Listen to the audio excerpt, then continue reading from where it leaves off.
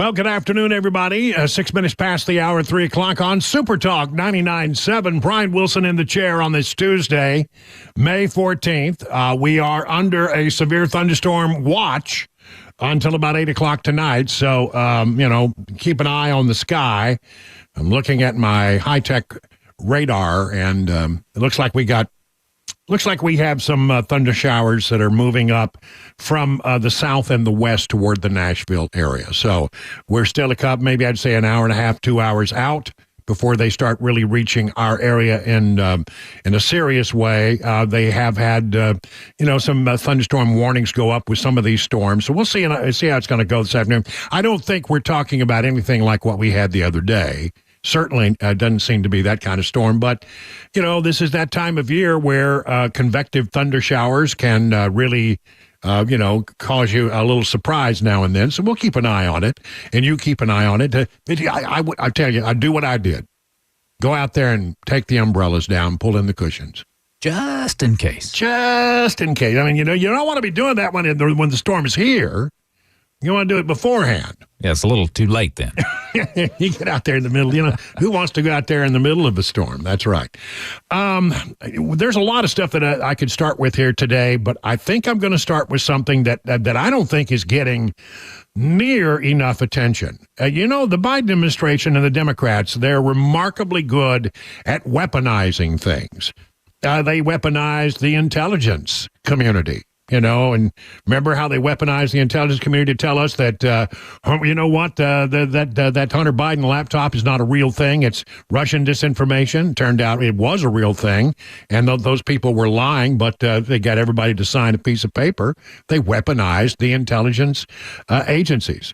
They weaponized the law. I mean, we see that in the myriad of trials that are now being thrown against Donald Trump. One continuing in New York at this very moment. We'll get into that a little bit later. But they are really good at weaponizing everything to accomplish their number one goal. And what is their number one goal? To get reelected. I mean, make no mistake about it. You might think that there are people in government who, I guess it's a quaint old notion, are out there to help the people. Try to make sure that good policy is pursued and that democracy thrives in this republic. But no, they are number one thing that they are concerned about more than anything else is protecting their cushy jobs and making sure, in this particular case, that Donald Trump doesn't return to the White House. That's what they want more than anything else. And to that point, they have weaponized not only the intelligence community and the legal system and the Department of Justice and all of that, they have also basically weaponized every single agency that reports to the executive branch, and that's pretty much all of them. I'm talking about, things like the Bureau of Prison Affairs. I mean, we're talking about, from that all the way to the Department of Energy, the Department of Labor, the Department of HHS, this, that, and every department, every alphabet agency out there is now working to follow up on a executive order that was issued by President Biden way back in 2021, March of 2021. So, they've been there not that long, been in office not that long. In March of 2021, President Biden signed an executive order on promoting access to voting. The administration inked the directive, apparently the brainchild of something known as a Demos, it's a leftist think tank, to the cheers from dozens of like-minded but officially nonpartisan government organizations. This comes from Ben Whitegarden, who's been reporting this on Real Clear Investigations. I have talked about this. This particular article that he wrote is in The Federalist. As I've been reporting, Executive Order 14019 mandates that every single federal agency register and mobilize voters with the express intent of increasing election participation among minority groups that tend to vote disproportionately Democrat. In pursuit of its aim, the order calls on agencies to, quote, solicit and facilitate approved nonpartisan third-party organizations to provide voter registration services on agency premises.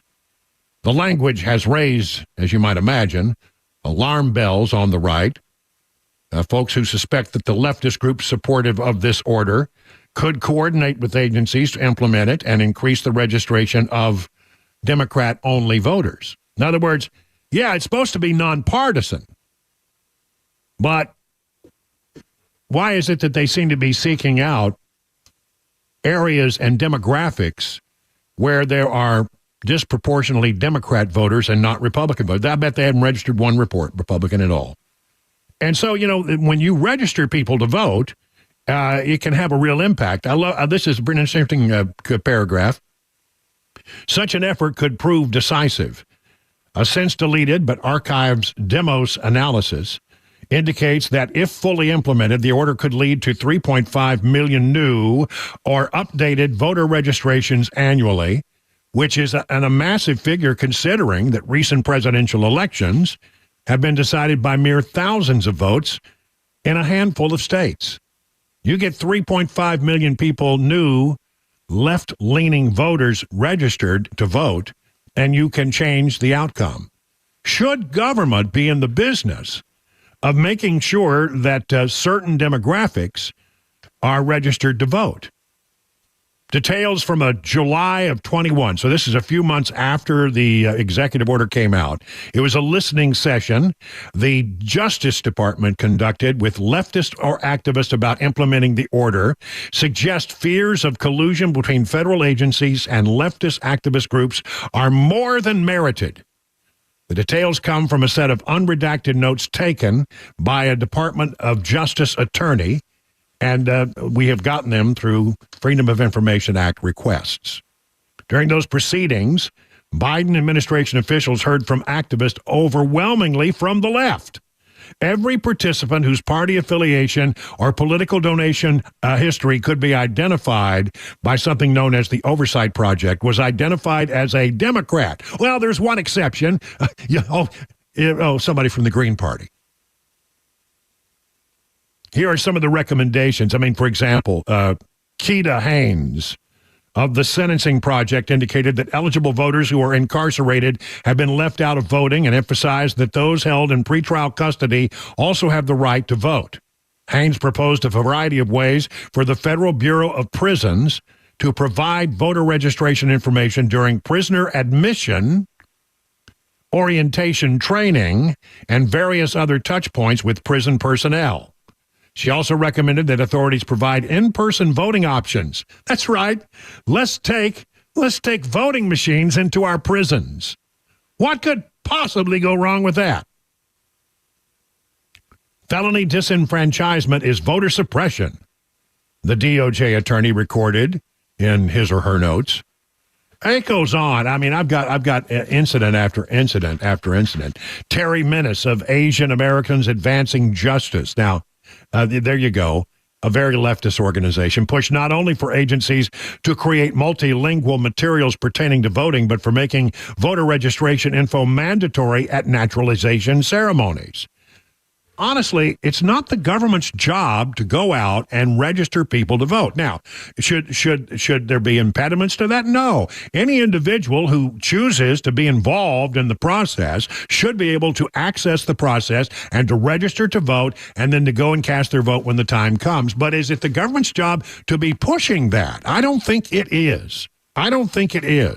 And yet, this organization, this plan, this executive order, is aimed not at getting equal opportunity registration, which I wouldn't, in a perfect world, would be okay, I suppose.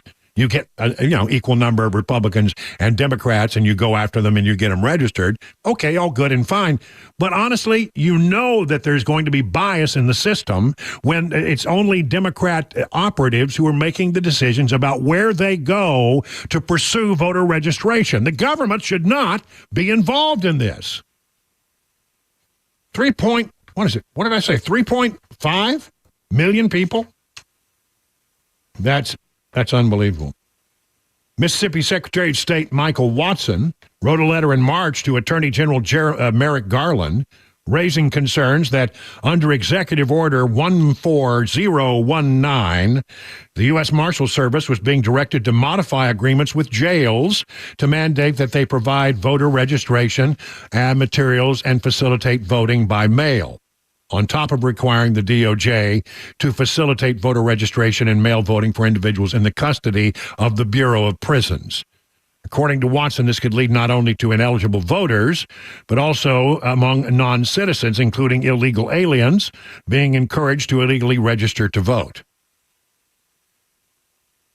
Even the Small Business Administration, how in the world can the Small Business Administration get involved in something like this? An investigation, according to Fox News, by the House Small Business Committee found that 22 out of 25 outreach levels within the Bureau, a Small Business Administration, targeted Democrats.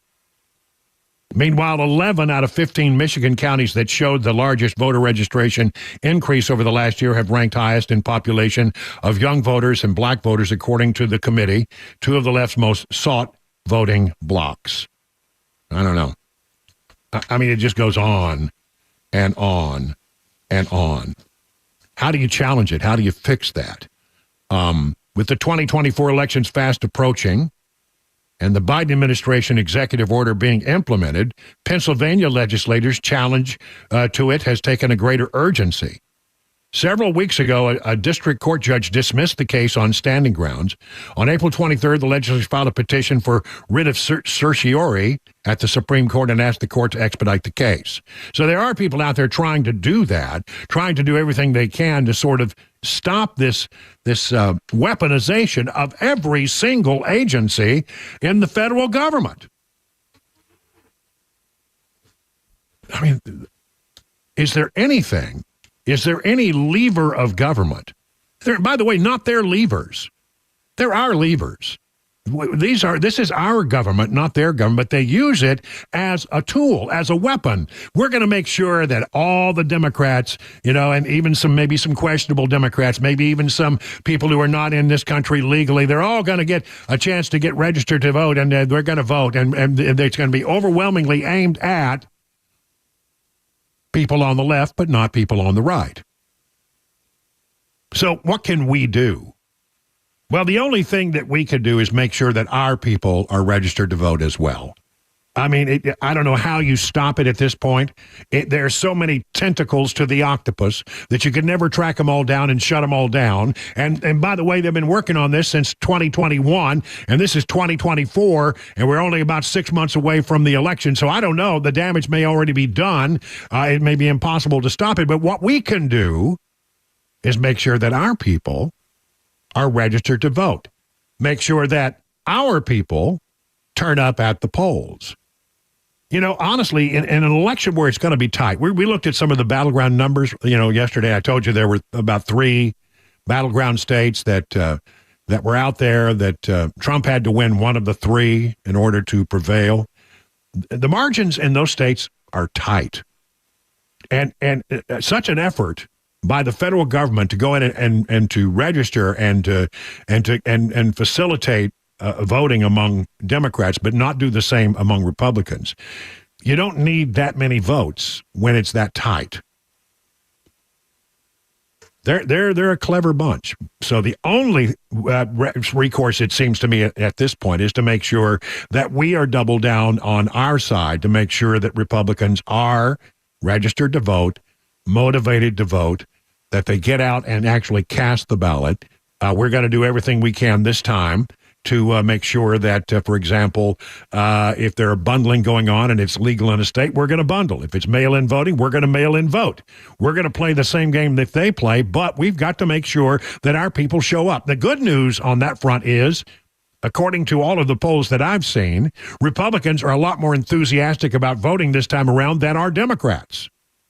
A lot of Democrats pretty lackadaisical about the idea of casting a ballot right now, so that may be our edge. But once again, evidence that the Biden administration and the Democrats in charge of this administration, because he's not really in charge, are doing everything they can to weaponize the levers of government. 20 minutes now past the hour.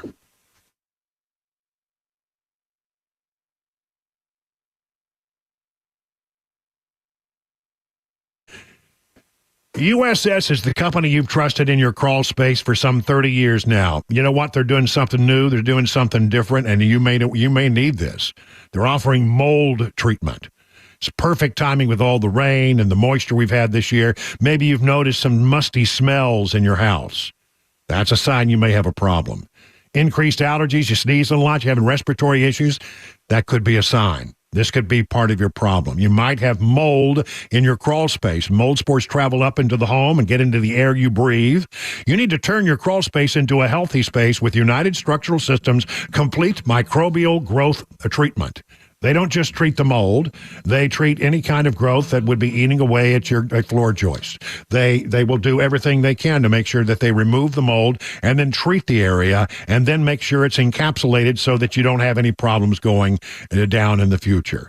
Now through June 30th, get $500 off any of the mold treatments from USS. Call now before humidity increases and the mold in your crawl space gets even worse. Breathe easier knowing your crawl space is a healthy space with USS Microbial Growth Treatment.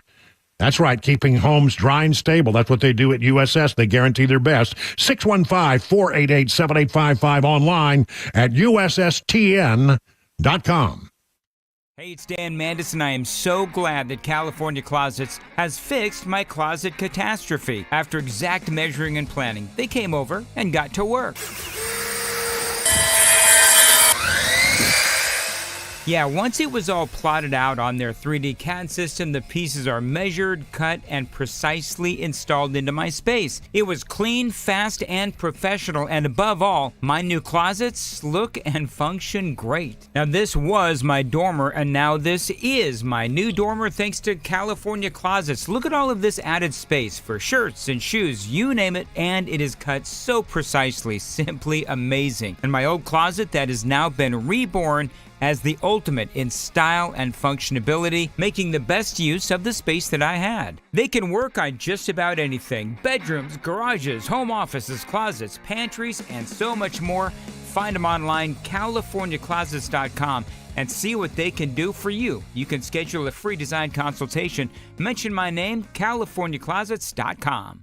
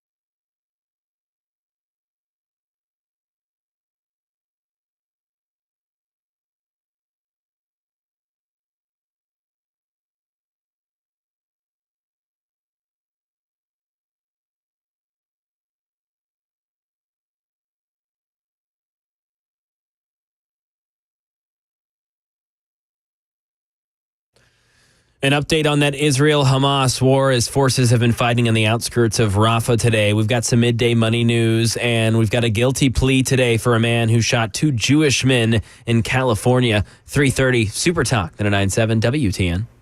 That's Mac Morey. He's got all the stories. He also is the host of the Runaway Smash segment, Mac Morey's Wild, Wacky, Weird World of Sports. And that's coming up at 5:25 every day right here on The Drive. It's one of our favorite moments where Mac unleashes all of his sports knowledge. That's Unleash. and then there's Chris Webber over there with all the plinky buttons, pushing the buttons and keeping me in line and on time. He talk about a guy who cracks the whip. Chris is the whip cracker around here. Don't get in his way. Don't challenge him because he's always right. Just call me Indiana Jones. That's right. All right. So I got this story, and it's one of these things. I actually thought about doing a segment one day, and maybe even doing a podcast or something like it, called "Your Government at Work." And because there are a billion weird little stories about what the government does and the little oddball corners of the government that do this or do that. But they also would be part of it would be to look at government fraud, waste, and abuse, because there's tons of it. Tons of it. Remember when we passed that huge infrastructure bill? It was billions and billions and billions of dollars. It was $1 trillion. It was more than that. It was $1 trillion. Yeah, that's right. Infrastructure law. It included $7.5 billion in subsidies for a network to produce a network of 500,000 EV charging stations around the country by 2030. Okay, so the idea was, electric cars, if you want to have electric cars, you got to have a place to charge them, right? Okay. If you're going to charge them, and you want to travel across the country, sometimes it's hard to find one. So they were going to build 500,000 of them. $7.5 billion set aside. Guess how many they have built to this date? Is it less than 1,000? 7. $1 billion apiece so far.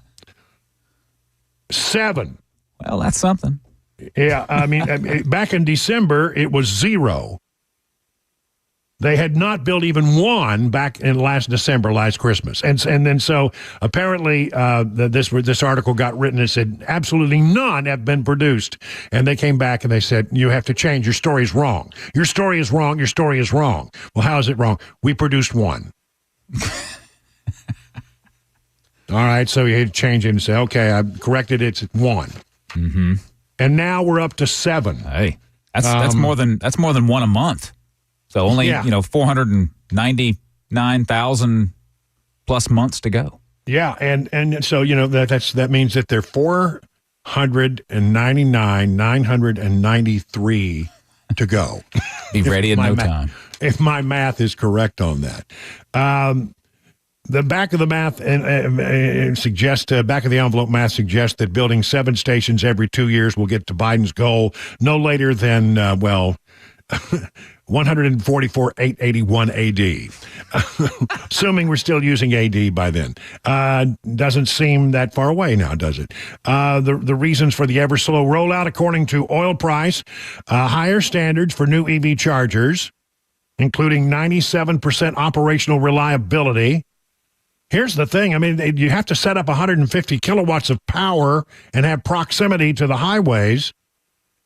And so what you sound is, okay, well, we can build it, but we can't power it because we don't have the power lines to go to the big power draws. And proximity to the highways, having everything aligned at the exact right place where you actually need them. You don't need them as much in the city as you do out in the middle of nowhere. And out in the middle of nowhere, you got to run over 150,000 kilowatts of power to operate one of these little centers that charges cars. It's unbelievable what they're trying to do now. Look, I mean, maybe someday down the line we will, maybe they'll pick up the pace of all this. But I mean, it seems to me what they're running into is logistical problems. And by the way, a lot of times they build these things, and then people show up and they're gonna show up and charge their car. I can't tell you the number of stories that we've seen where we find that the case showed up to charge their car. Guess what? The charger didn't work. Doesn't work. It's out of service. So, I mean, apparently what they're building is fairly unreliable, and they're trying to get reliability up. But one way or the other, what a waste of money. $7.5 billion set aside for this. And we've produced exactly, our federal government has produced seven. Well, I could not be more proud. Innovation at its best, right? Good Lord. It is now 30 minutes past the hour.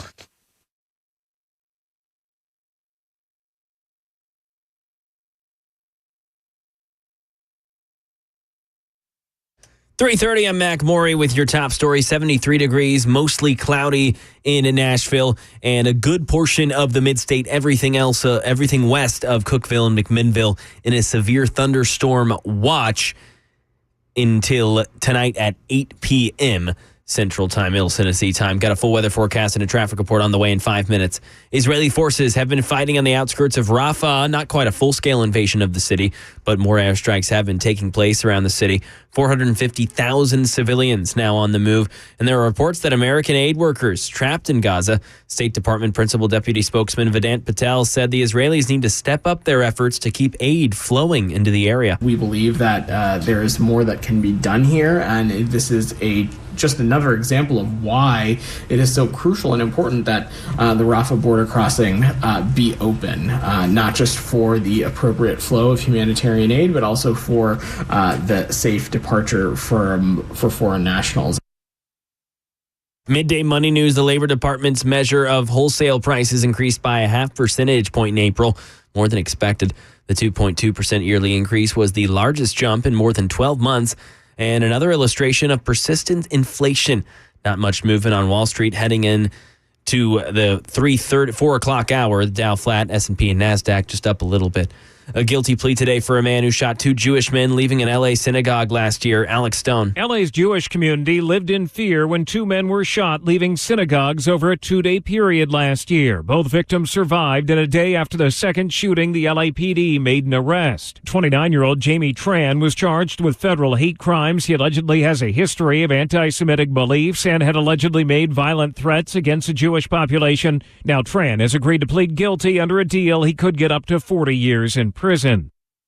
And that is the latest news, traffic, and weather on the way. I'm Mac Maury, WTN News. Hey, what's up, guys? This is Matt Murphy for Members Nutrition. I want to tell you about the Members Nutrition difference, and I want to encourage you to go over to the Members Nutrition website. Number one, they believe at Members Nutrition that they can sell vitamins and supplements at a lower cost point, and they're doing it every single day at membersnutrition.com. Number two, they want to make these products right here in the United States of America, not from some overseas company, and they do that every single day. I encourage you to go to membersnutrition.com. You'll get 50% off your purchase price at checkout. You don't have to put in any codes. Just go to membersnutrition.com. Once again, membersnutrition.com.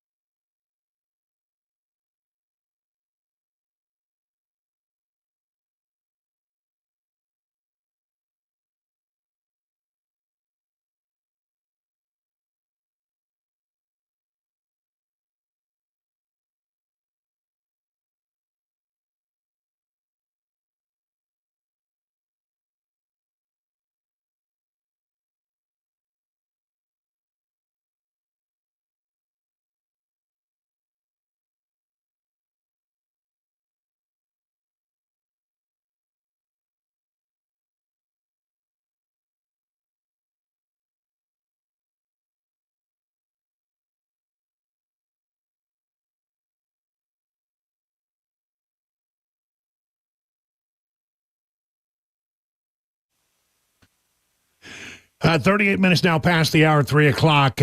Former President Trump now approaching he's been talking in that echoey hallway outside the New York City courtroom. Let's listen in a little bit.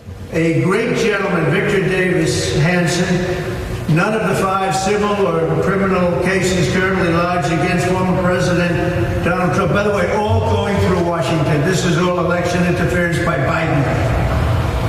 Have ever had merit. None of them have had merit. These criminal and civil trials are merely the continuation of extra legal efforts of the last 8 years to destroy a presidential candidate in lieu of opposing him in a transparent election. Enemies like China and Russia now boast that America's new political prosecutions are similar to those of their own system, and even more so. That's Victor Davis Hanson, and he goes on with a beautiful statement, and I won't bore you, but the public isn't bored by him at all, and they agree with him 100%. Let's see, any president who would go through the justice system, et cetera, et cetera. Yeah, it's a disgrace what's happening. This is something that shouldn't be happening.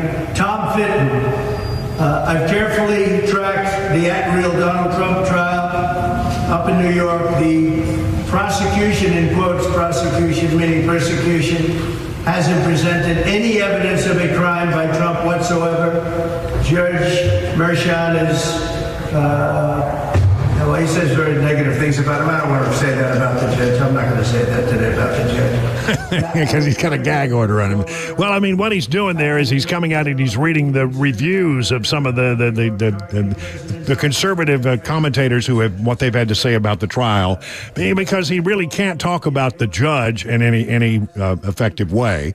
And you know, the other thing that's happening here with regard to this is that each and every day at the trial, usually in the morning, somebody has some of them have been considered to be potential vice presidential running mates, have shown up outside the courthouse to speak on behalf of the president and say the things that the president can't say because of the gag order.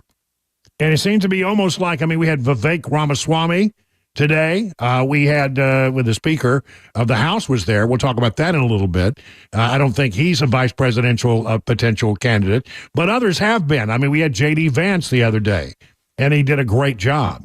So I want to open up the phones at 615-737-9986. It's been a while since we've taken your temperature on sort of the last remaining question about this campaign, and that is, who do you think Trump is going to choose as his vice presidential running mate? And who are you rooting for? What do you like? What do you dislike? I'll just tell you mine while I'm waiting on a few calls to come in at 615-737-9986. I sort of thought in the early going I was big on Kristi Noem, but I think you'd have to say that reliably she has sort of washed out. I don't think, whether it's fair or not, I don't think Trump will pick her now because of the whole shooting of Cricket the dog and that whole thing. I don't think that's going to happen. And so the other one that I like a lot is Tim Scott. I think there's some value in having Tim Scott on the ticket at a time when we really need to bring black voters into the fold. So what do you think? 615-737-9986. Let's take your temperature today. Richard in Petersburg, you're on with Brian on the drive. Richard, what do you say? I go with J.D. Vance again. You expressed that earlier. Did you travel with the press corps to Mexico and Costa Rica and Barbados by any chance? Yeah, I think he's made a really good name for himself. He's very good on the fly. One of the things you need as a vice president is that somebody can go out there and get pugilistic with the press corps or with the Democrats or whatever you need and leave the president out of the fray.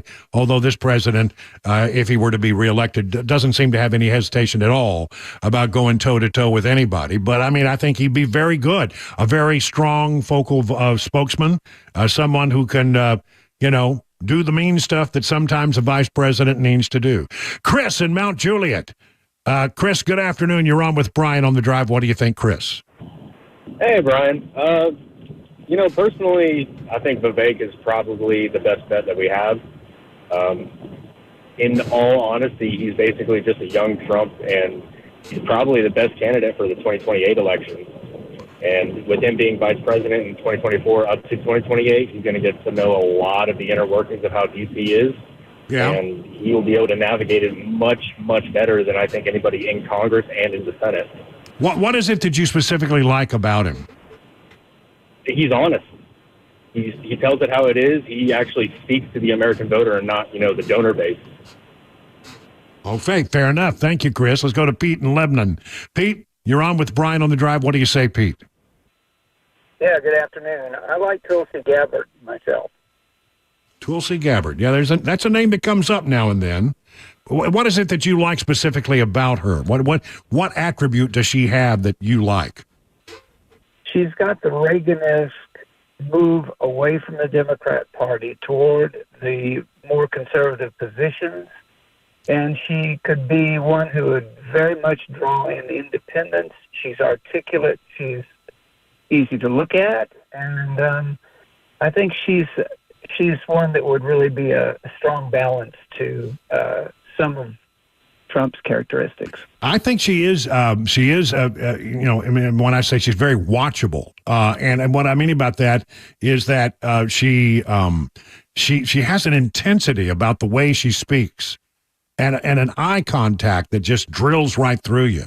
There's something about that that is very likable, and yeah, she's someone who I also think she does a pretty good job of explaining complex ideas, which you really need somebody who can take the very complex ideas sometimes of government and explain them to people in a way that they can understand. Good call. Thank you very, very much, Pete. Let's go to Jerry in Greenbrier. Jerry, just checking in. How do you feel about the Veep stakes, they call it, the Veep stakes? Who do you like as the vice president at this point? Well, it's Gary. I'm sorry, it's Gary. I like Tim Scott. I don't think he'll move the needle much on the black vote. Ramaswamy is the guy that I really, really like because he's just sharp on top of it. I've got problems with, although she's with a pilot and a veteran, with somebody that's a Democrat that has left the party, so to speak, in a sense. Reagan-esque, yeah. She's penetrating and all that. Anybody that's been in the Democrat Party since Obama, I've got a problem with. Yeah, I see. I get you. That's all I'm saying. All right, Gary, thank you. Gary barely in a wind tunnel at the moment. Ray at Silver Point. Ray, hello. You're on with Brian on the Drive. What do you say, Ray? What's your thought? Hey, Brian, thanks. Hey, I believe it's going to be Tulsi Gabbard. The Democrat Party left her, and if not, it would be Tim Scott. But I believe it's going to be Tulsi Gabbard. Okay, and again, you don't have any problem with the fact she was once a Democrat? You don't have any problem with that element of it? Not at all, because my person that brought me from the dark side was Ronald Reagan. So he brought a lot of people over from the dark side. Yeah, you're absolutely right. All right, Ray, thank you very much. We have more calls. Let's see if we get some more in here. Bowed, I think it is, in Lebanon. Bowed, hello. You're on with Brian on the Drive. What's up? What do you think? Hey, Brian, I think Tim Scott's the best choice. I've always thought Tim Scott was the best choice, and I don't think that he brings the black voter. I think that Biden's policies are what are driving the black voters to our side. I think once they figure out all the great things that Trump actually was doing for everybody, not just one race, I think that the more they come to our side, I think Tim Scott's a great story. Proves that this country you can come from nothing to be something, and I think he's the smartest guy. I think Vivek is a pretty smart guy, but I think that Tim Scott has a better idea of what Washington runs like. Yeah, listen. There's a lot of him, a lot about him that I like. Tim Scott. I mean, I like the fact that he explains things well. He seems to be he's able to talk about things that are hard to talk about without sounding nasty.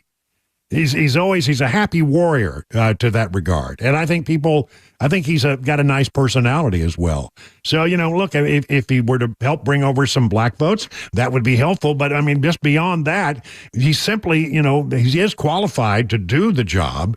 On so many other different levels, and could do it quite well. Good call. Thanks on that. All the way from Dallas, Texas, let's check in with Michael.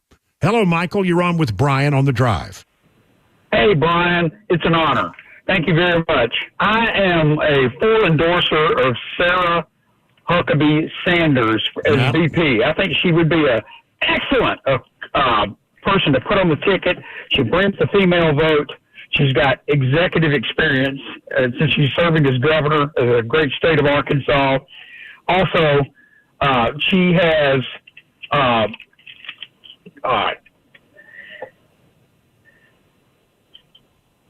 I froze. Sorry, Brian. That's all right. Well, you hit some good points there, though, Michael. You did. As far as executive experience, yes, she has some, but I mean, not a lot. She's only been governor a short while. I like her. Don't get me wrong. I like her a lot. And she would be, again, somebody who could go out there. We've seen her do it from the White House podium. We've seen her go out there and actually, speak on behalf of the Trump administration in a very effective way. So she definitely has that skill as well. And a person who has, been around politics all her life. Jackson and Gallatin. Hello, Jackson. You're on with Brian on the Drive. What do you say, Jackson? Oh, not much. Enjoy your show. Love what you guys do as a team.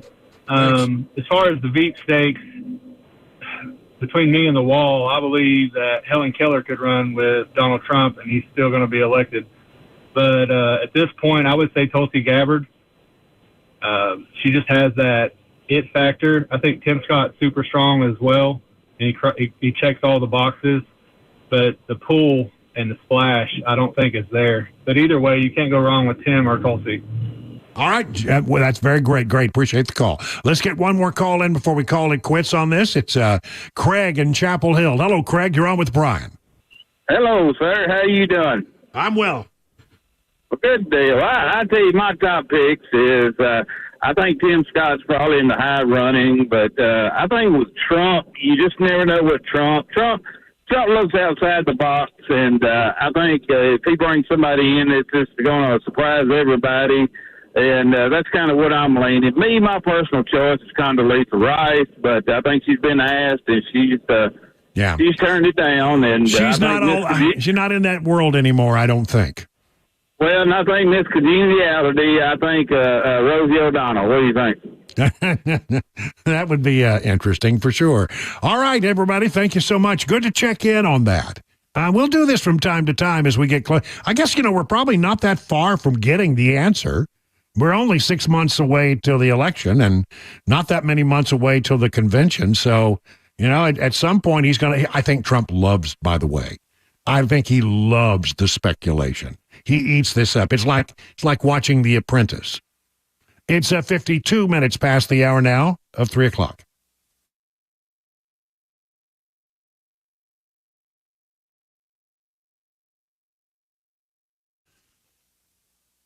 Grace Point Healthcare is the standard for affordable, comprehensive, and convenient medicine.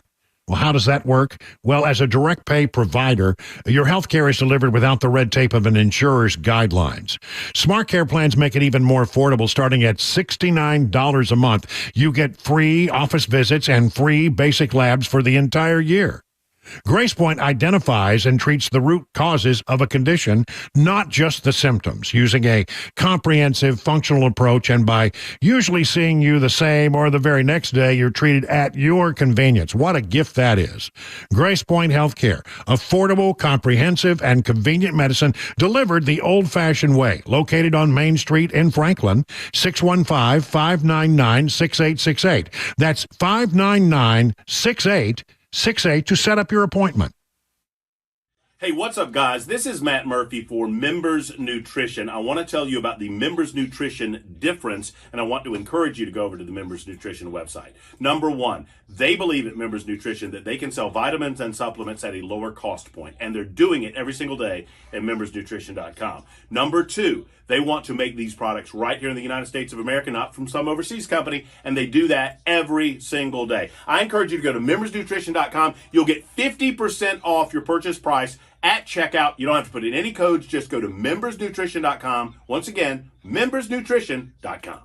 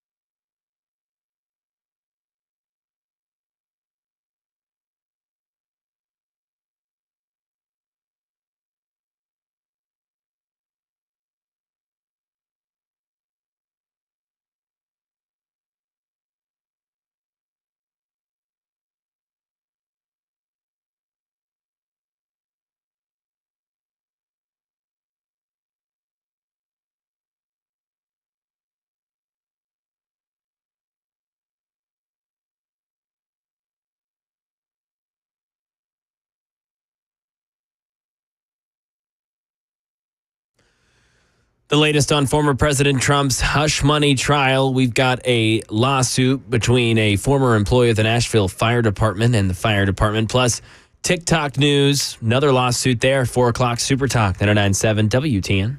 Let's take a look at the markets. Dow Jones Industrial up 126 points today. The S&P up 25. The NASDAQ hit a new record. It closed at 16,511, up 120, well, let's call it 123 points. What's going on with the markets? What's driving everything? Well, let's check in with John Maxon over at Beacon Capital Management for more. Yeah, good afternoon, Brian. Another good day in the market. A little bit surprising, the inflation picture that we're going to get this week came in with the first report today, which was the Producer Price Index. The big report is tomorrow. That was actually hotter than expected, 0.5 versus 0.3. But the positive news there was that March was actually revised down. Jerome Powell spoke today, said that the Fed expected inflation to continue to go down and was going to need to be patient. That's not necessarily something the market wants to hear. But all eyes tomorrow are going to be on the Consumer Price Index. It's the Fed's favorite inflation gauge. Expectation is to come in at a 0.3 for the month. If it's above that, could be a rough day for the market. If it's below, we could get another green day. So the CPI tomorrow, that's a really important report. All right. Thank you very much, John. And find out about all the things that John Maxon and the good people at Beacon Capital Management can do to help you get ready for your retirement. Just go to their website, askbeaconnow.com. It is 59 minutes past the hour of 3 o'clock. You know, the Beehive Club, I'm a member. I have been for ever since we bought this house here in Watertown, and it has paid off for me. You know, what is it the Beehive Club all about over at Busy Bee? Well, if you have a problem, listen, you're going to get front-of-the-line service, priority, 10% off of any repairs that need be. You're going to get 3 annual tune-ups, one aimed at heating, one aimed at cooling, one aimed at plumbing. No overtime or holiday fees ever, and access to exclusive Beehive member promotions. And if you've got a big project that you need to do, I mean, a big heating or a cooling project, the heating projects, no interest, and heating cooling projects, no interest if paid in full within 15 months with approved credit. For plumbing projects, that number is now 18 months with approved credit as well, 0% financing. The folks at Busy Bee, they are your official Rude Pro partner. For satisfaction guaranteed, call Busy Bee Plumbing, Heating, and Cooling, 615-775-7833, online at busybehvac.com. Hey, it's Dan Mandis, and I am so glad that California Closets has fixed my closet catastrophe. After exact measuring and planning, they came over and got to work. Yeah, once it was all plotted out on their 3D CAD system, the pieces are measured, cut, and precisely installed into my space. It was clean, fast, and professional, and above all, my new closets look and function great. Now, this was my dormer, and now this is my new dormer thanks to California Closets. Look at all of this added space for shirts and shoes, you name it, and it is cut so precisely, simply amazing. And my old closet that has now been reborn as the ultimate in style and functionality, making the best use of the space that I had. They can work on just about anything: bedrooms, garages, home offices, closets, pantries, and so much more. Find them online, CaliforniaClosets.com, and see what they can do for you. You can schedule a free design consultation. Mention my name, CaliforniaClosets.com.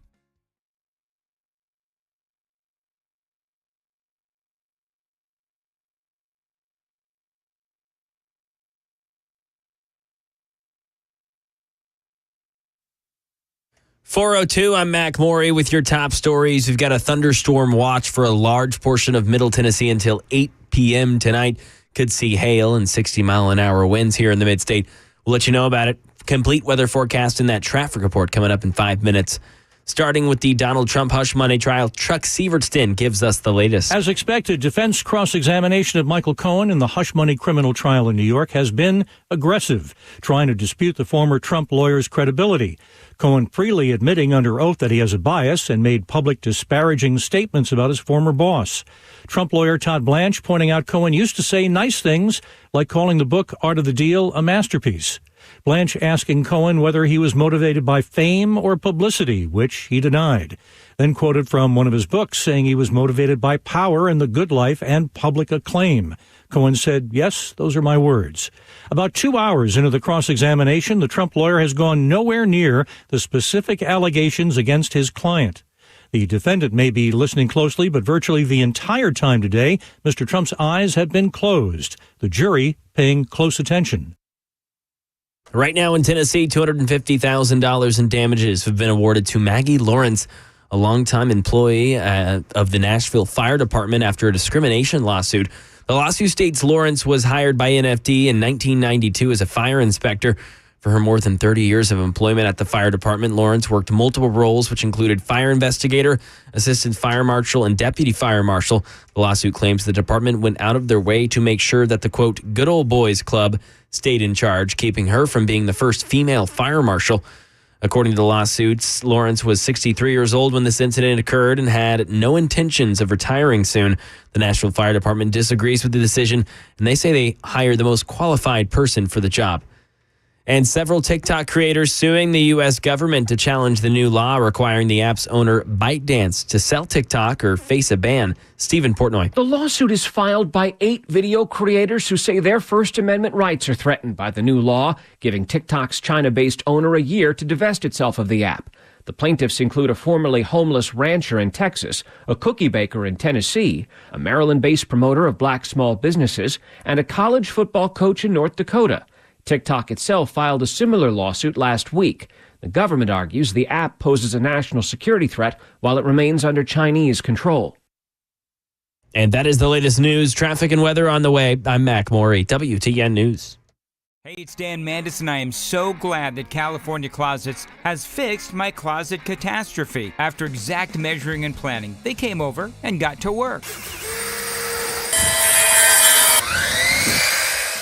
Yeah, once it was all plotted out on their 3D CAD system, the pieces are measured, cut, and precisely installed into my space. It was clean, fast, and professional, and above all, my new closets look and function great. Now, this was my dormer, and now this is my new dormer thanks to California Closets. Look at all of this added space for shirts and shoes, you name it, and it is cut so precisely, simply amazing. And my old closet that has now been reborn as the ultimate in style and functionality, making the best use of the space that I had. They can work on just about anything: bedrooms, garages, home offices, closets, pantries, and so much more. Find them online, CaliforniaClosets.com, and see what they can do for you. You can schedule a free design consultation. Mention my name, CaliforniaClosets.com.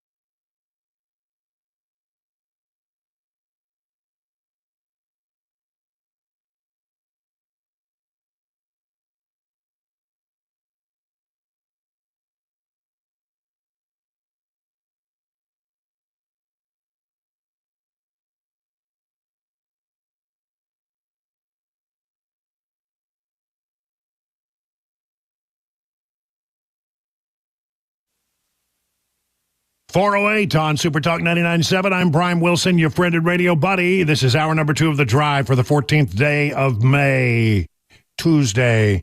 I need to bring you up to speed on some weather situations that we have. Severe thunderstorm warning has been issued for parts of Dixon, Murray, and Williamson County as we have storms that are approaching the Nashville area from the south and from the west. And right now, looking at my radar, it appears that if I were in Franklin, I would make sure the cushions are in. I'd make sure that everything is buckled up. If I were in Spring Hill, I would do the same. Again, these storms are moving. Nothing like what we had last week, it seems at this point, but these do have some power in them and are not to be taken lightly as people are starting to drive home this time of day. So again, a severe thunderstorm warning in effect until 4:45 this afternoon for parts of Dixon, Murray, and Williamson County. Take all of the appropriate precautions. We'll keep you up to date. Got one eye on what's going on in the world. We got one eye what's going on with the weather.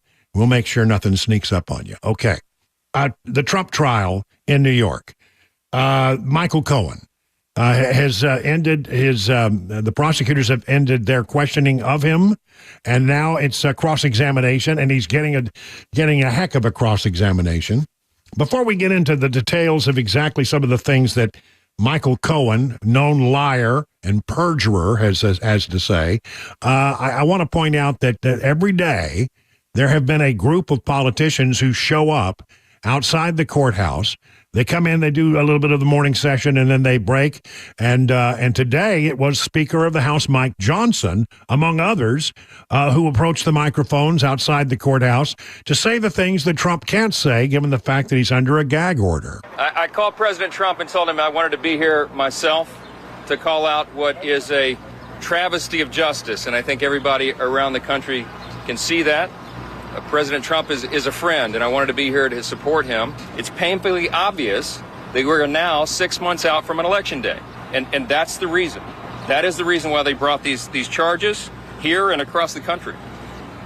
The star witness here is Michael Cohen. I just listened to a few moments of his testimony this morning, and it is consistent with what he's already done.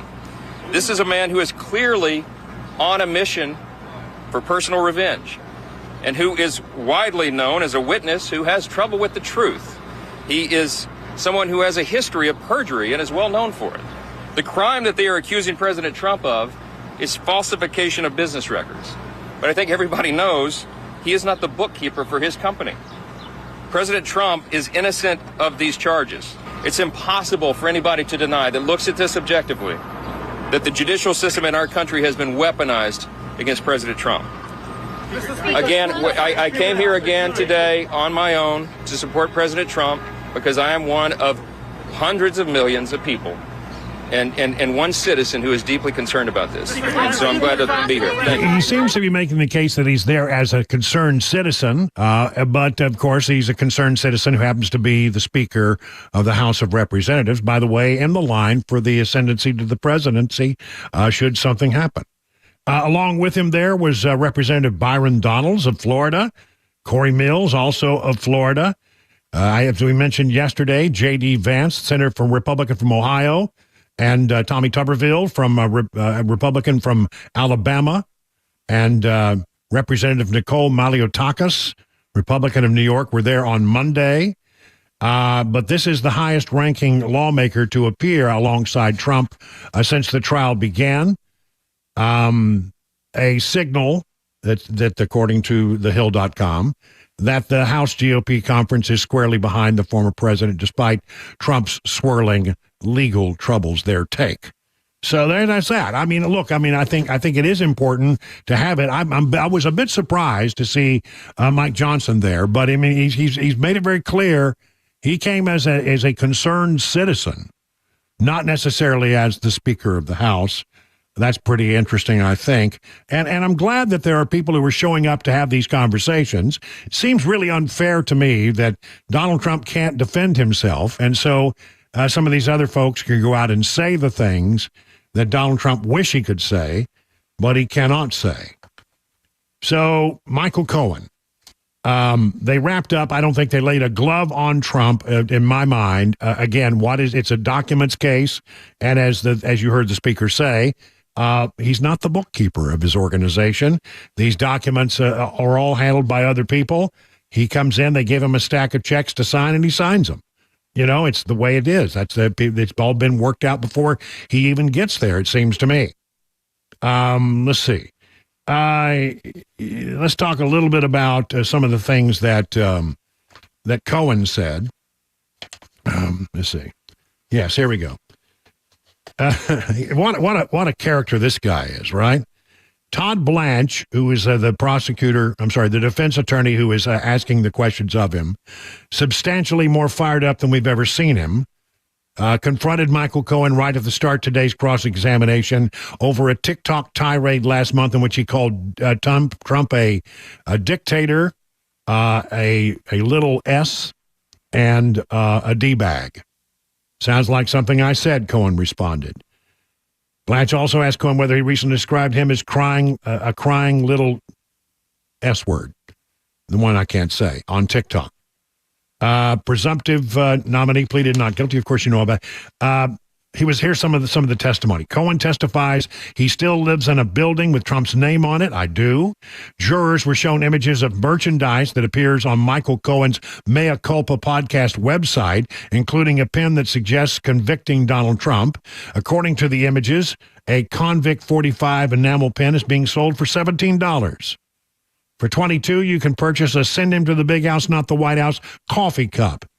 Oh, well, everybody wants one of those, I suppose. Cohen was then asked by Trump attorney Todd Blanche about a T-shirt depicting Trump in an orange jumpsuit behind bars. Blanche complained to the judge about the shirt last week. You actually wore that T-shirt last week on your TikTok Wednesday night, Blanche said. Cohen said, indeed, he did. Do you want to see President Trump convicted in this case? Sure, said Michael Cohen. Jurors kept a poker face for that remark, but Cohen's statement drew some laughs in the overflow room for press and some members of the public. Michael Cohen testifies that he charges $5.99 for monthly subscriptions to his TikTok feed, but doesn't spend every day of the week talking about Donald Trump on the social media platform. Well, how many days a week do you talk about? Well, I do it 6 days a week. He confirmed that he gets up every 6 out of 7 days and does a podcast or a TikTok feed in which he trashes the former president and talks about how much he wants to see him go to jail. So what this does is it sets up for the defense that this guy just has it in for Trump, which raises questions about whether or not he's telling the truth or if he's vindictive and trying to, send this guy away. Cohen says he doesn't know how many times he's been told not to speak about the Trump case. Donald Trump attorney Todd Blanche pressed Michael Cohen on how often he's been warned by the Manhattan District Judge to speak about the hush money case. He said, probably better off if I don't speak about it.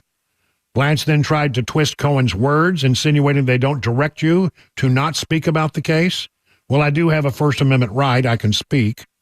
He said he doesn't recall how many times prosecutors have asked him to refrain from talking about the case since the indictment last year. So again, he's coming across as sort of a jerk. I don't think everybody, they're going to get into in great detail as we go forward tomorrow. It seems like they're going to get into great detail about, some of the things that he's said that have been challenged as being untrue in the past. The question is, well, were you lying then? And this cross-examination is going to be absolutely brutal, and it's going to leave this guy rattled and in tatters, I think, before it's all over with. I mean, listen, this is the last witness that the prosecution is going to present. This is it. After the cross-examination of Michael Cohen by the defense team, it looks like the prosecution will rest And then the question becomes, what does the Trump people do? Do they go out there and they try to bring in some witnesses to try to, if there's any rehabilitation of testimony that needs to take place? Or do they just go ahead and say, no, you haven't proven your case. Let's put this thing to bed. They'll ask for a directed verdict. I don't know. I doubt that they'll get one, but nonetheless, they will ask. And then it's off to the jury. Now, here's the question. What's going to happen when it goes to the jury? Well, it's a jury pool that comes from New York, very leftist area, a very blue area. There are two attorneys, which I think are sort of the wild cards on this jury pool. And remember, the defense just needs one person to stand up and say, I don't think you proved your case. I don't think you didn't. And now look, it would not be surprising, honestly, given the way this thing has gone, for there to be some kind of a verdict against Donald Trump. I mean, I think it could happen. It depends on the jury instructions, depends on how everything is laid out, et cetera. I mean, you just have to say, given the jury pool and where we're operating and how the judge has put his finger on the scale of justice on this particular case, I would not be surprised. But you just need one juror, and maybe it's one of these lawyers who will say, I understand a little about the law, and you didn't prove your case. I don't know that this is a good case, and I'm not going to vote. So we'll see what happens. But one way or the other, even if there is a conviction of some kind here, it's a business records case. And everybody knows, and there will be an appeal, and this thing will be dragged out forever. And I think maybe there is a possibility that on appeal you could prevail if there were to be a conviction. I can't judge it, but I know, based on my understanding of the testimony thus far, and my understanding of the law in this case, is that they haven't proven their case. Now, whether or not the jurors are sophisticated enough to pick up on that, it's hard to know. Whether or not they want to pick up on that because they come from a blue area, maybe they have some preconceived ideas about Donald Trump. I don't know how this is all going to play out, but I can tell you that I think there is reversible error in this particular trial, and I think that you have a fairly decent chance of something happening on appeal if you get there. Meanwhile, very quickly, a Democrat operative daughter of the New York City judge, Judge Merchan, aided in an effort to kick Trump off the Colorado ballot. She is an activist. She is actively involved in some of these things. Authentic Campaigns, the digital marketing and fundraising agency run by the daughter of the judge overseeing this records case, has been revealed to have worked with a group that has sought to take Trump off the ballot. Lauren Merchan's company worked with the Brennan Center for Justice, highlighted on the company's Our Work page. The Brennan Center for Justice filed an amicus brief in support of the Supreme Court rejecting Trump's appeal of the Colorado Supreme Court decision to remove him from the ballot, according to reporter Natalie Winters in the publication War Room. She is an activist, and I think the judge is too. 21, call it 22 past the hour.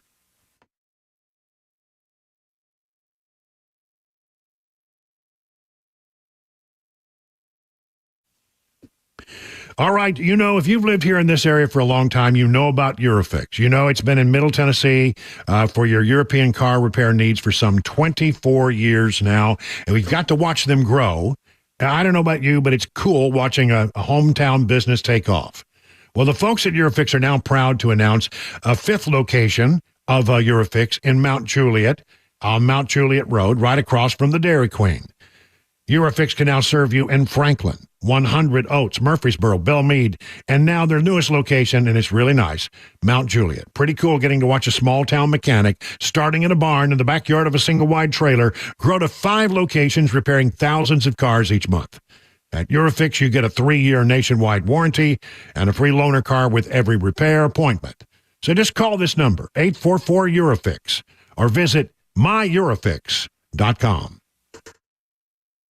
Hey, what's up, guys? This is Matt Murphy for Members Nutrition. I want to tell you about the Members Nutrition difference, and I want to encourage you to go over to the Members Nutrition website. Number one, they believe at Members Nutrition that they can sell vitamins and supplements at a lower cost point, and they're doing it every single day at membersnutrition.com. Number two, they want to make these products right here in the United States of America, not from some overseas company, and they do that every single day. I encourage you to go to membersnutrition.com. You'll get 50% off your purchase price at checkout. You don't have to put in any codes. Just go to membersnutrition.com. Once again, membersnutrition.com.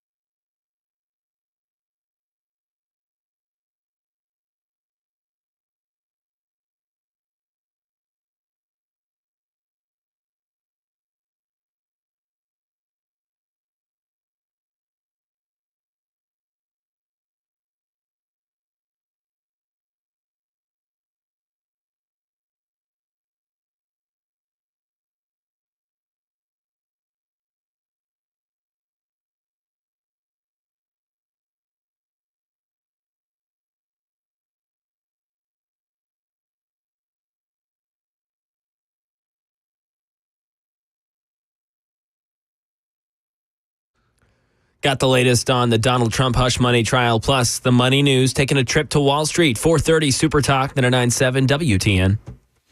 It's 26 minutes now past the hour of 4 o'clock on Super Talk 99.7. I'm watching the weather.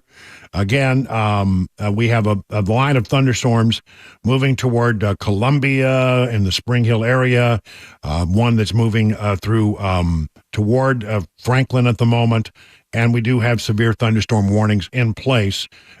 Mac Maury, do you have the very latest on that? I have through 4:45 is my latest, I think, is what I have. I've got one. So we've got severe thunderstorm warnings in Murray, Williamson, and Hickman. Those will be until 5 o'clock. Okay. And we've got Central Stewart County. That's going to expire here in the next few minutes, Brian. And then, 4:45 is what you're talking about. That's Dixon, Murray, Williamson, and Hickman. Yeah, and look, all right, guys, I just got an update. The severe thunderstorm warning has been extended in Murray County until, this says 5:11. Okay, I can believe that looking at the thunderstorm. Now, I just want to make sure everybody understands we're not talking about thunderstorms like we had the other day. No, those were very severe, but had rotation in them, etc. But we're talking about this is pretty good convective sort of late spring thunderstorms. It might be a little unpleasant for a few minutes, yeah. Oh, we're talking 73 degrees, so you got some temperature to work with there. But if you're in Franklin, if you're in Spring Hill, if you're in Mount Pleasant right now, and the thing I need to let everybody know is it's sort of moving its way from the south west to the northeast, and they're sort of headed toward like Brentwood and South Nashville, and so we're going to have some rain, and that of course is important as people are trying to get home and drive home, and these thunder showers, it can be a little more challenging than it normally would be. So just be weather aware. Again, these are severe thunderstorm warnings, but we have no indication of anything like what we had last week. Okay, here we go. Everybody is on me. In fact, when we did Phone Your Farb Friday, a couple of weeks, we've done it twice in a row, where people have asked a question. What's going on with all the investigation into, President Biden, his business dealings, Biden Incorporated, Hunter Biden, the laptop, and all of that kind of stuff? And it's a great question, and I'm not getting great answers. What I think is that they either got to a point and realized that they were hitting a dead end and couldn't quite put it across the goal line. That's one option. Or I think it's entirely possible that they're sitting very quietly and building the case as we get closer and closer to the election. So, the so-called October surprise. Is that what it's all about? I don't know. But there is this from Wilmington, Delaware. Hunter Biden's federal gun case will go on trial next month, the judge said Tuesday, denying a bid by lawyers for the president's son to delay. He's made so many requests to delay this prosecution. U.S. District Judge Mariella Noriega rejected Hunter Biden's request to push the trial until September, which the defense insisted was necessary to give the defense time to line up witnesses and go through evidence handed over by prosecutors. This is a very simple case. This is the gun case. President Joe Biden's son is accused of lying about his drug use in October of 2018 on a form that he used to buy a gun that he kept for about 11 days. Hunter Biden, who has pleaded not guilty, has acknowledged struggling with an addiction to crack cocaine during that period in 2018, but his lawyers have said he did not break any law. Well, that's his lawyers. Others may beg to differ. His attorneys have argued that prosecutors bowed to pressure by Republicans who claimed the Democrat president's son was initially given a sweetheart deal and that he was indicted because of political pressure. Well, no, you cannot lie on a form when you're buying a weapon. It's a federal offense. I'm sorry. If there's a sweetheart deal, it's that it took so damn long for this case to be brought to trial. 30 minutes past the hour.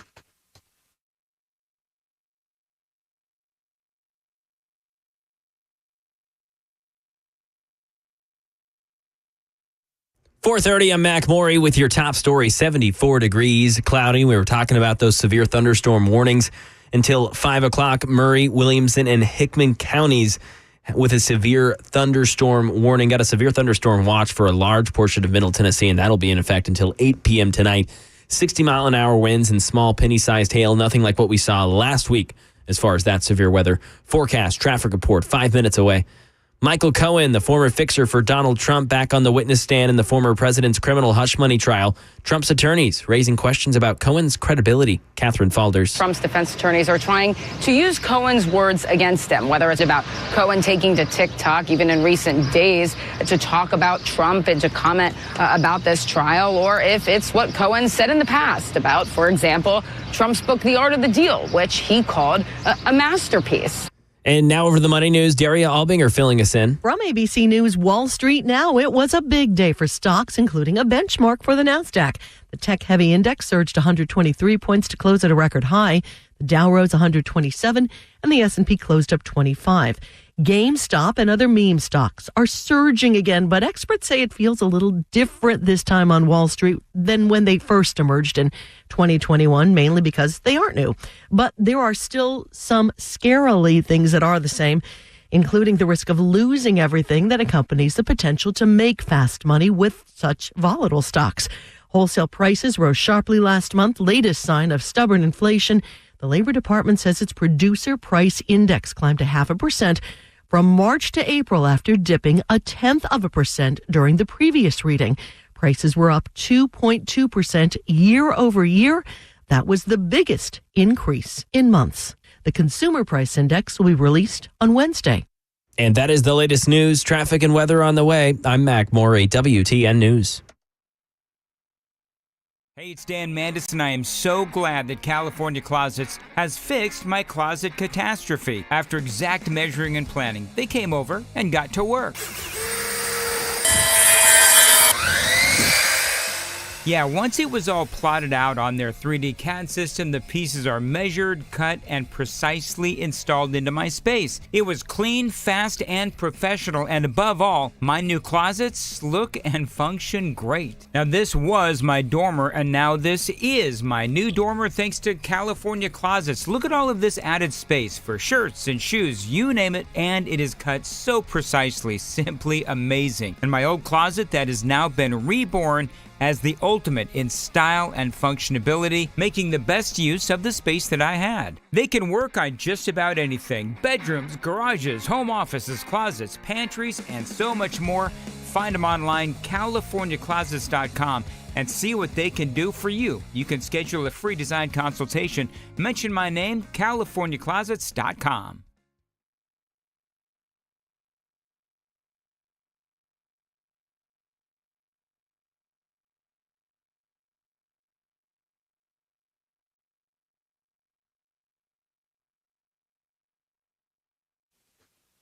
You know, there are no pills or magic spinal creams that can open up your spinal disc and take the pressure off your nerves. No, if your back is hurting, you have two choices. One of them is surgical.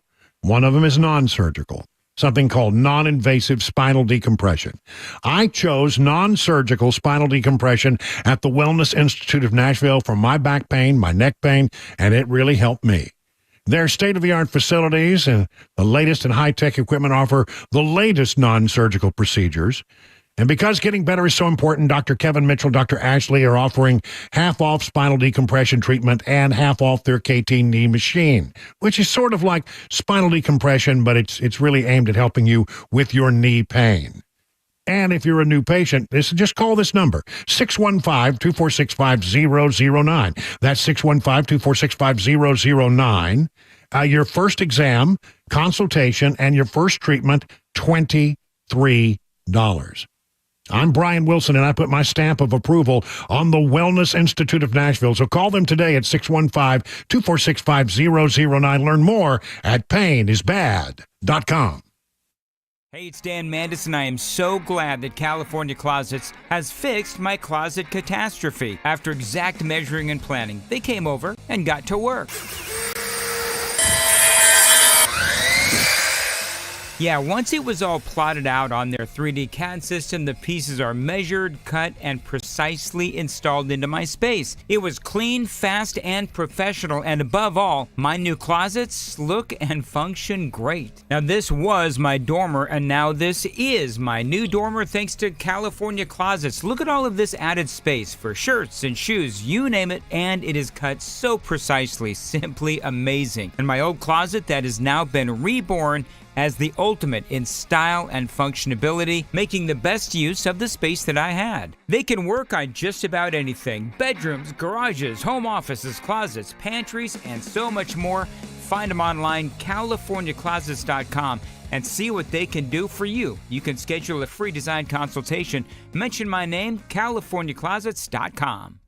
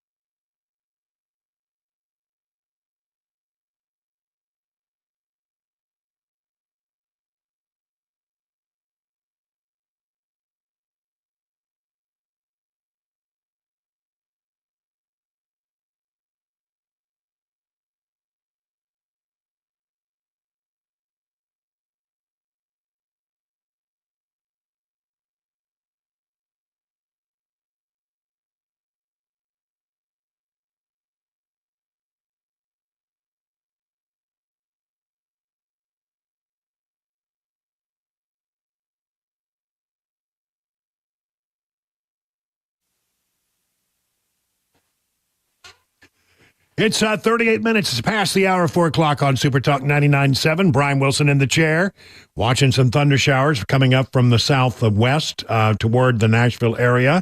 We have heavy thunderstorm, we call it, severe thunderstorm warnings in Spring Hill area, and again, Murray County, Dixon, Williamson, all facing these thunderstorms. And by the way, a new little line of showers. Have you seen that, Chris? Due west, coming in, right. I guess they're a little toward Clarksville, and that's a whole that line has just come out of nowhere.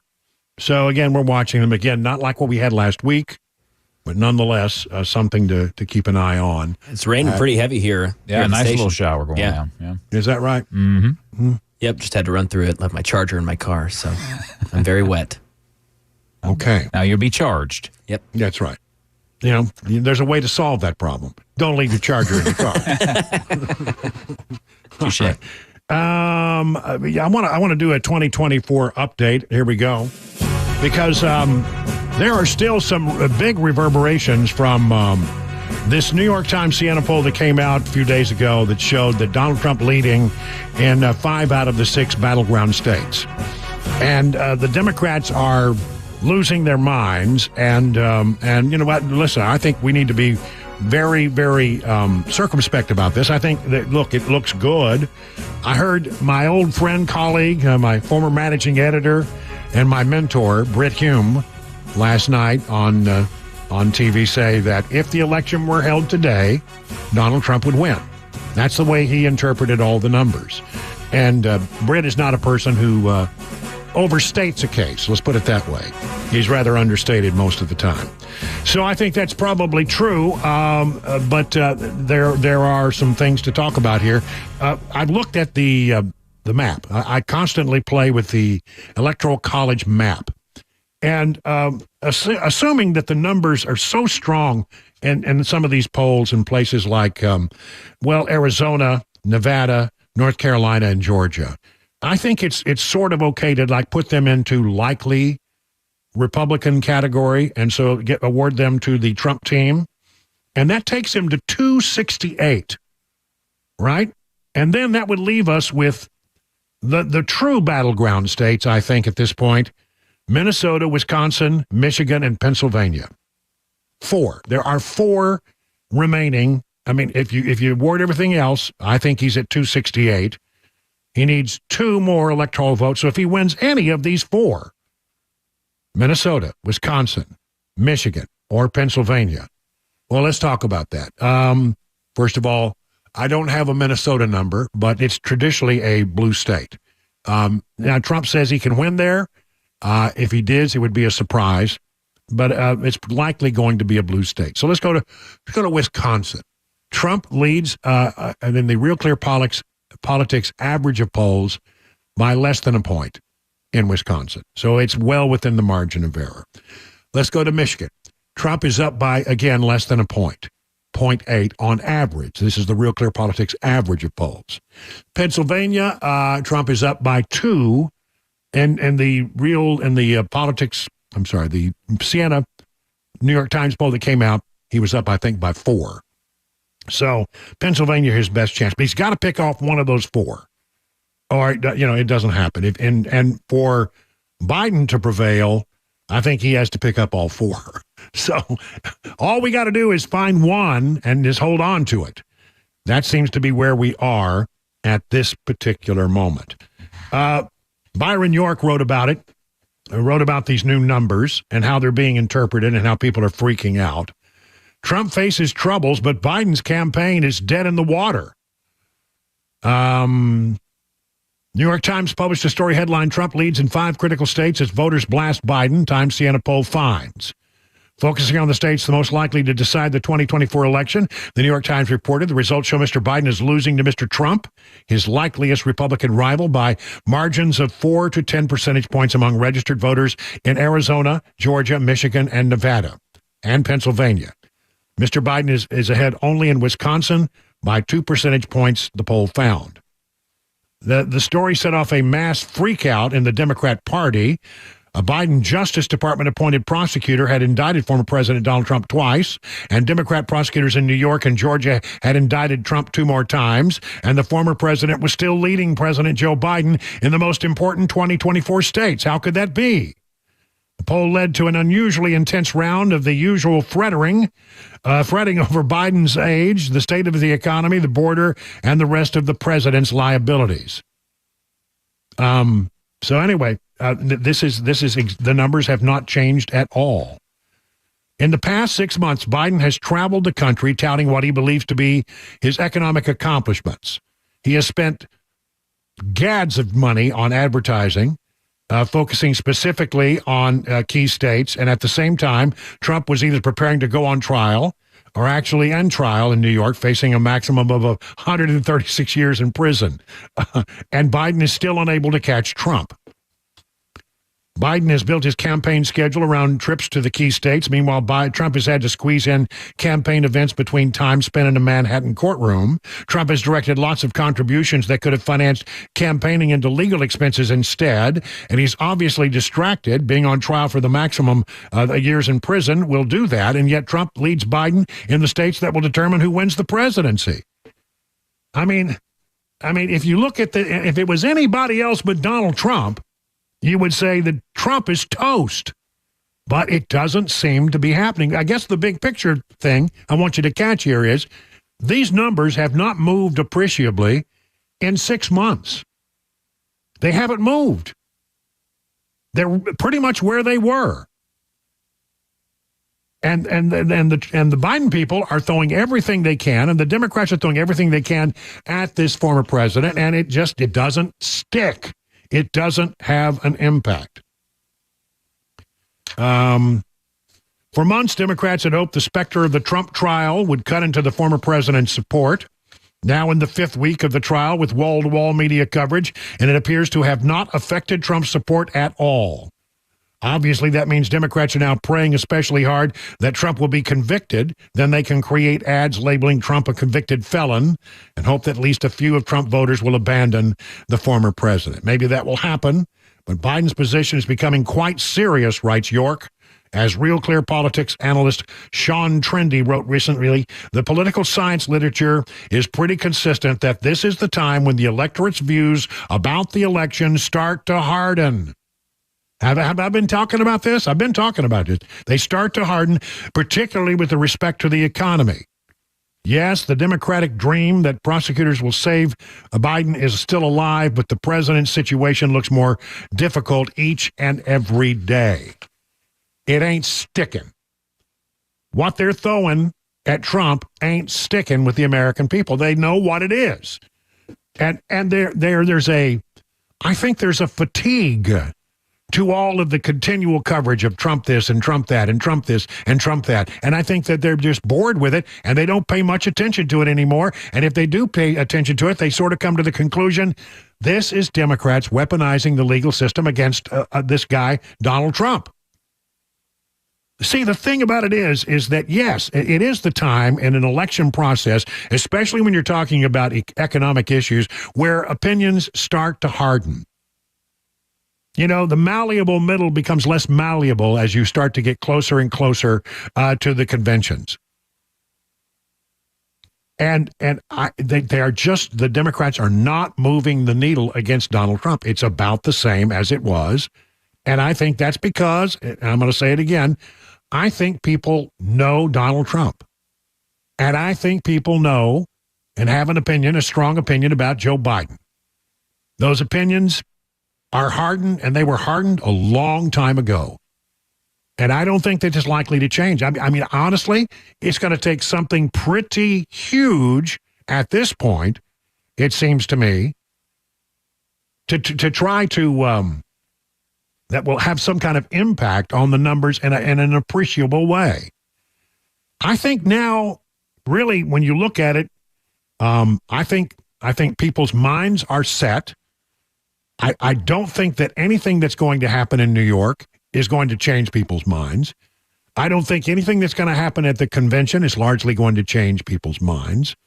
I think we are sort of locked in, and people, because they know these people so well. We've watched Joe Biden deteriorate, and we have an opinion about that. We knew Donald Trump. We watched him, and we remember maybe perhaps the more positive things about his administration, like the economy was so much stronger than it is now, and people were doing better, and all of that. And when you compare Trump to Biden, the comparison is not good. Trump wins every comparison. We didn't have an immigration problem. We didn't have a rotten economy. We didn't have this. We didn't have that. We had better times, and people remember that. And they may not be crazy about Trump to the nth degree, but they understand that, you know, it was in their interest, and they had a good run when Trump was president, even if they didn't always agree with him. I think it's locked in, and I don't think anything is going to change it at this point. You can throw an October surprise into the mix, and people will just go, "Yeah, we knew that was coming. Something was going to come." That's the way it works. It's going to roll off people's shoulders like water off a duck's back. Now it becomes this. It becomes who has the better ground game. Who can get out there and get their people to the polls. And, you know, Democrats may be behind, but they've always had a pretty good ground game. We're trying to catch up and do better at that, and I think we are going to do better in that. You really have got to look to the RNC to make sure that we are putting up as good an effort as we can, as good as effort as the Democrats put up to get their people to the polls. It really comes down to organization and putting people on the ground to make sure you get people to the polling places, and that you do everything you can to get every person that's out there that's registered as a Republican to cast their ballot. That's what it really comes down to. It's about the ground game at this point, because I honestly am getting to the point where I believe that we've seen it all, and we've heard it all, and nothing is going to change our mind at this point. If you like Trump, you like Trump. If you don't like Trump, you don't like Trump. If you like Biden, you're going to continue to like him. If you don't like him, I don't think anything he's going to say is going to change that. It's locked. And now it's down to making sure you have a good ground game. 50 minutes now past the hour.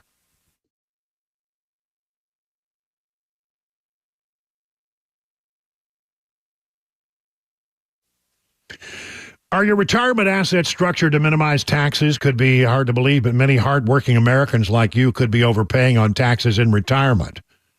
You may be taxed on your IRA, your 401k, any other tax-deferred retirement accounts.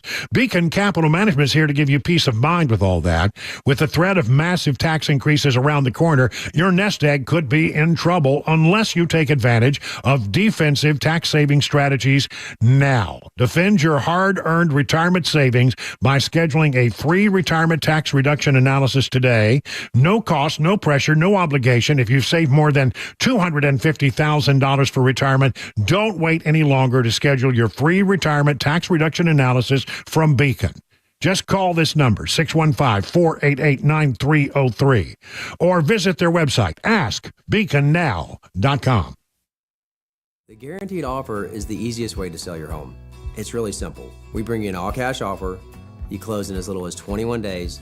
No home inspections, no lockboxes, no open houses. Go to markspain.com to get a guaranteed offer and start packing.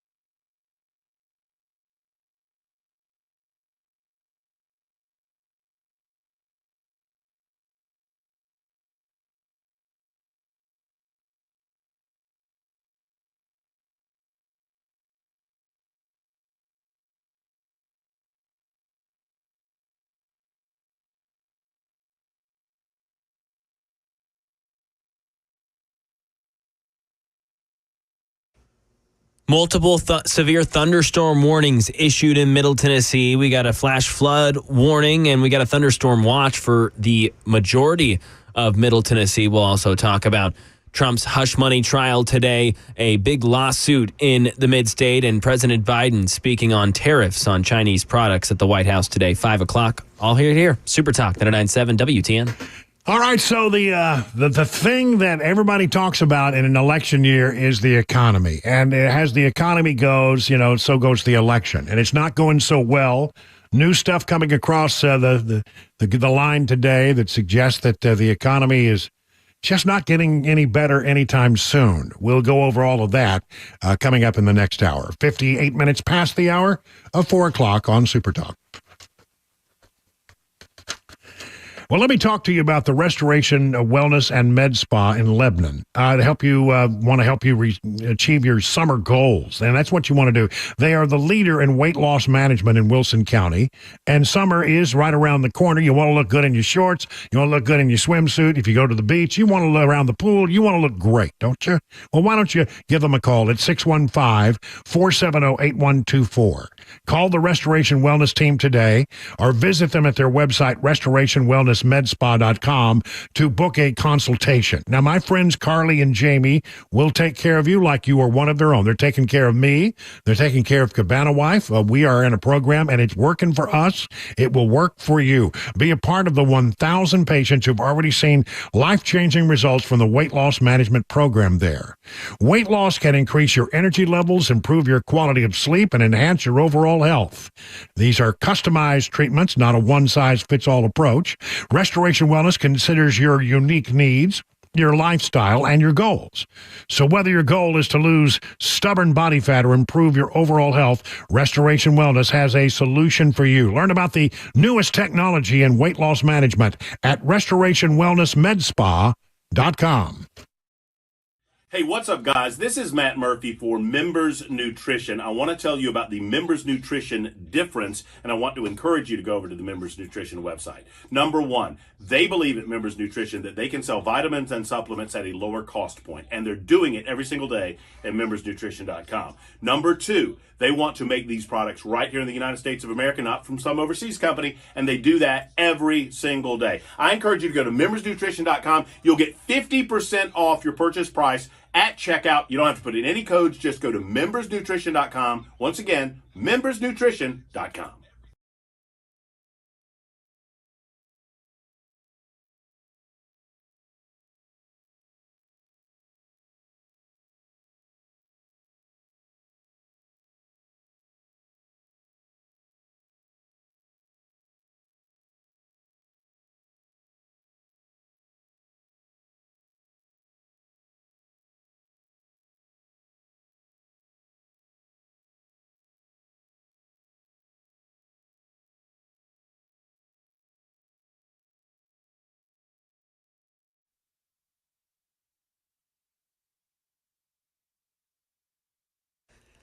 Five o'clock, I'm Mac Morey with your top stories, and we are a little bit weather aware today as we do have some severe thunderstorm warnings. Most of Middle Tennessee and a thunderstorm watch until 8 p.m. tonight. Severe thunderstorm warnings right now until 5:15 in Marshall, Rutherford, Murray, Williamson, and Bedford counties again, and that's until 5:15. And then until 5:30, you've got Montgomery and Stewart counties. Again, that's 5:30, and we've also got a flash flood warning in Montgomery County until tonight. Traffic and a weather forecast coming up in 5 minutes. House Speaker Mike Johnson showed up at former President Trump's hush money trial today in New York. He was joined by other Republicans, some hoping to be picked as Trump's running mate. Olivia Rubin is outside the courthouse with more. Mike Johnson, one of the most high-profile individuals who came to court with Donald Trump, did not actually even appear to go inside of the courtroom. We were in there for the morning session up until the lunch break, and we never even saw Johnson in there. But I will say, every single day, it appears Donald Trump's entourage is growing larger. It takes longer for them to come in the courtroom.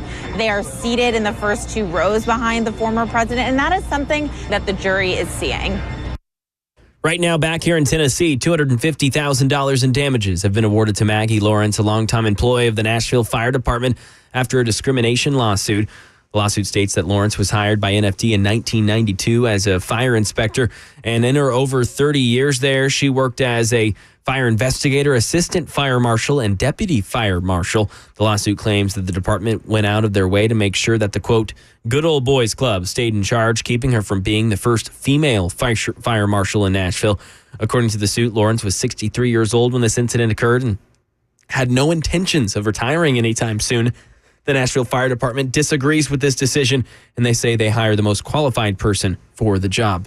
And President Biden today at the White House announcing new tariffs on Chinese products, including semiconductors, batteries, and solar panels.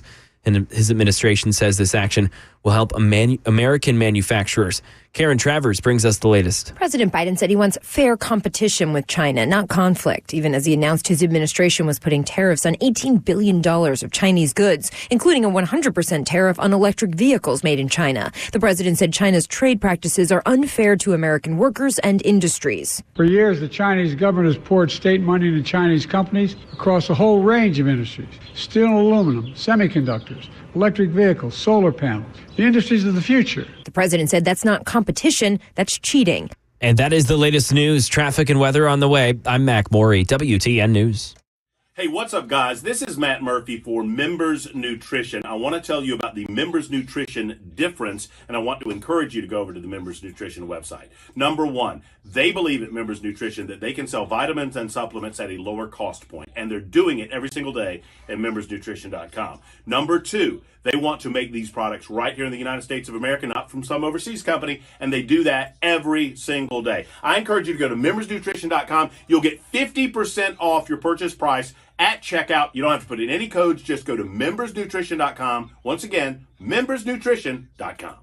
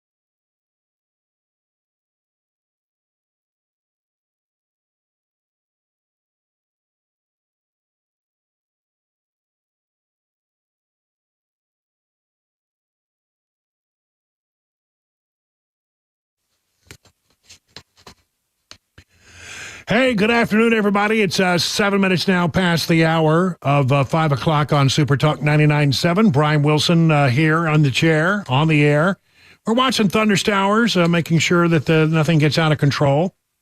I don't know, Chris.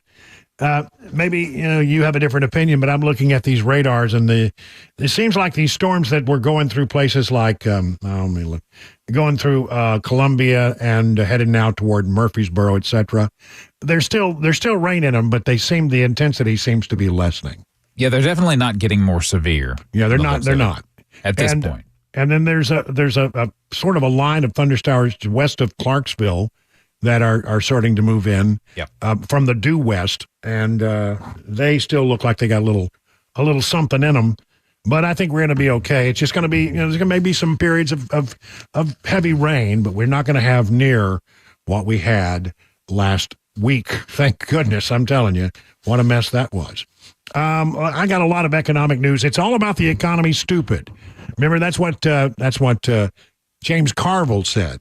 And he was always right about that. It is largely, in most elections, it's about the economy and how you feel about your personal well-being and your financial health. If you're going through difficult times and things are costing you a lot because of inflation, and your wages are not keeping up with the rate of inflation, which is truly the case for most people, then if you feel like, wow, this is a tough time for us. We're having a hard time making ends meet. And with interest rates being high, if you can't make ends meet, your choice is to put it on a credit card, and those interest rates are just through the roof. They're ungodly high. So, this is a difficult time for a lot of people. So we have a lot of stuff that came through today. We'll get a big consumer price index readout tomorrow, which should tell us something. Fed Chair Jerome Powell maintains a wait-and-see posture on inflation and rates. Everybody wants to know when rates are going to go down. We're just going to have to see where inflation data fall out, he says. Fed officials began 2024 optimistic they would be able to soon lower interest rates from the highest level in 2 decades. After a series of cooler inflation readings in late 2023, it seemed possible that just 1 or 2 more months would make officials confident that inflation would reach their 2% target before too long and allow them to begin reducing rates. Then came 3 successive disappointing inflation reports, leading Powell and his colleagues to effectively hit the reset button. We did not expect this to be a smooth road, but these were higher than anyone expected, I think. He repeated his views that interest rates, by many, many measures, are high enough to slow demand, meaning we need to be patient and let restrictive policy do its work. So interest rates not coming down, I would think, anytime soon. Most officials have indicated they don't anticipate the central bank will resume interest rate increases, but whether they start to lower is still a question as to when. Many people say, if at all this year, maybe December, but it's a constantly moving target because you constantly get new data and they're constantly reassessing. A measure of inflation that strips out volatile food and energy prices stood at 2.8% in March from a year earlier, down from 4.8% in March of 23. But the 12-month measure masked the more recent setbacks. Over the 6 months through March, prices rose at an annual 3% rate, up from 1.9%. The president of the United States has been very big on saying that the problem with what's going on out there, inflation, is corporate greed. It's corporate greed, he says. And he keeps talking over and over and over about, this thing called shrinkflation. And you know what that is. He talks about how, they're putting less in the containers and charging you the same amount. He says that's corporate greed. It's not corporate greed. Corporations have 2 choices. Inflation comes along. They are not going to take a loss. That's just not what businesses do. Businesses are in business to stay in business and to support families and to make a profit. And so you're not going to lose money. And what you do is you say, okay, well, since inflation is costing me more to make my product, maybe I'm making blivets. Here, Chris always rolls his eyes when I do the blivet thing. Because everybody needs a good blivet. Yeah, blivets are hard to come by. But if you're making blivets and all of a sudden all of the parts that you need to make a good blivet, and those parts are hard to come by. If they're costing you more than your finalized product, the deluxe blivet, which is popular in stores everywhere, is going to cost you more.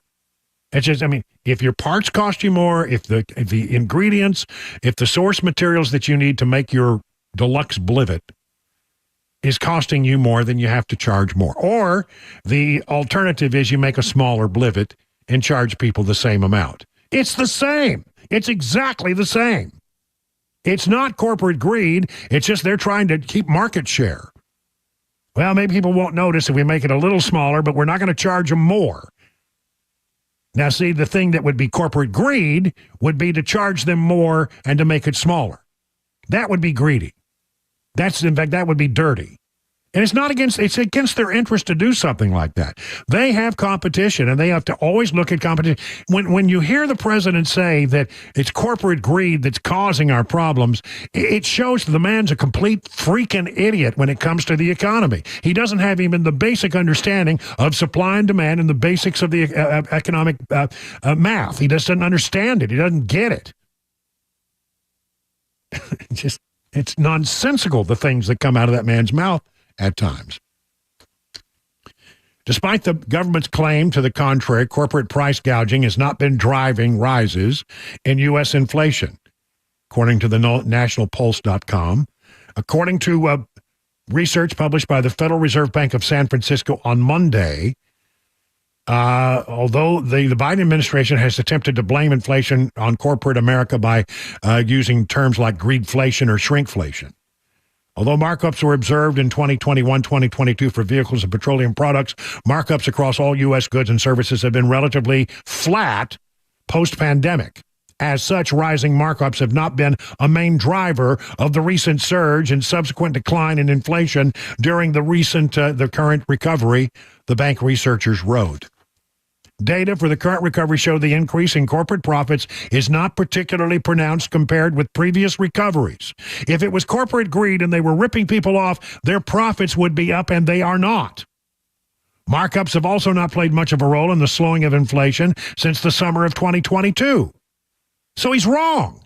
Even his own Federal Reserve says so. Today, President Biden imposed heavy tariffs on Chinese imports. He once blasted Trump for doing exactly the same thing. He's imposing 25% tariff on steel and aluminum from China, 50% on semiconductors, 100% on Chinese electric vehicles, and 50% on solar panels. These tariffs will put on $18 billion worth of import, and they suggest it's just a re-election year move by Biden to make himself look tougher on China than Trump. It wasn't long ago that Biden opposed Trump's tariffs on China, claiming that the only people paying for them are the American people. Isn't it funny? Again, everything that happens in Washington at this particular juncture is all about the election, and it's not based in any sense of reality. Walmart will lay off and relocate workers. Walmart cutting hundreds of corporate jobs, asking most remote workers to move to offices, according to people familiar with the matter. In addition, workers in small offices in Dallas, Atlanta, and Toronto are being asked to move into central hubs like Walmart's corporate headquarters in Bentonville, Arkansas. Yeah, boy, if you're in Dallas, Atlanta, and Toronto, welcome to Bentonville, my friend. That's a culture shock right there. As well as Hoboken, New Jersey, and Northern California. Walmart will allow staff to work remotely part of the time as long as they are in offices for the majority of the time. U.S. home prices have surged 47% since the start of 2020. Home prices have surged 47.1% since the start of 2020, easily outstripping the gains seen in recent decades. That's according to an analysis by Resi Club of the National Home Price Index, which showed that house prices in the 1990s And the 2010s grew 30% and 44% respectively. On top of that, home price growth so far this decade is on the verge of surpassing all the growth seen in the 2000s. During that period of time, housing prices skyrocketed 47.3%, including an 80% spike before the 2007 housing market crash. Available home supply remains down a stunning 34.3% from the typical amount before COVID. Higher mortgage rates over the past years have created a golden handcuff effect in the housing market. Sellers who locked in a record low mortgage rate of 3 or less during the pandemic have been reluctant to sell, limiting further supply and leaving few options for eager would-be buyers. See, the thing that's interesting is, yes, interest rates are high. Yes, the value of your home has continued to go, even though there's not a lot of homes selling right now. People are not looking to sell a lot of their homes because they feel like, I got a 3% mortgage. I'm not going anywhere until these mortgage rates come down. I'm not going to buy a bigger home. I'm not going to move. I'm going to hold on to what I got. Let's hold on to what we got. And that makes sense. So, I mean, honestly, I don't blame people. You got a 3% mortgage and you're looking at a 7% mortgage. What are you going to do? You're not going to go in unless you have to. For some reason that's just beyond understanding. How are you going to do that? But the value of homes continues to go up. If you have a home and you're continuing to earn equity by and large, there may be isolated pockets here and there where that's not true, but by and large, your home continues to grow in value. You continue to build equity, and that is really good news. And finally, boy, I don't know, this is sad news for a lot of old people who like to eat at 4:30 in the afternoon. At least 99 locations of Red Lobster are being auctioned off amid questions about the seafood chain's long-term failure. The endless shrimp is coming to an end in some places. It finally came back to bite them. In a post Monday on LinkedIn, Neil Sherman, founder and CEO of TagX, a liquidation firm, announced he was leading the closure of more than 50 Red Lobster locations, with the restaurant's equipment to be auctioned off. Showed closure locations across the U.S., Denver, Indianapolis, Rochester, New York, Sacramento, California, San Antonio, and San Diego. On Tuesday, Restaurant Business Magazine reported that there will be a total of 99 locations closing. The closures represent 15% of the company's approximately 700 locations, though it remains the largest seafood restaurant chain in the United States. Red Lobster has struggled with a significant debt load, unfavorable lease terms, executive turnover, and ill-advised strategies, including an all-you-can-eat popcorn shrimp promotion. People take that shrimp real seriously. Yeah, you can lose money on an all-you-can-eat deal, especially if I come to eat. Last month, CNBC reported Red Lobster was seeking a buyer as it looked to avoid a bankruptcy filing. None have materialized. After detailed analysis, we have determined that Red Lobster's ongoing financial requirements no longer align with our capital allocation priorities, and therefore we are pursuing an exit of our minority investment, said an investor from Thailand.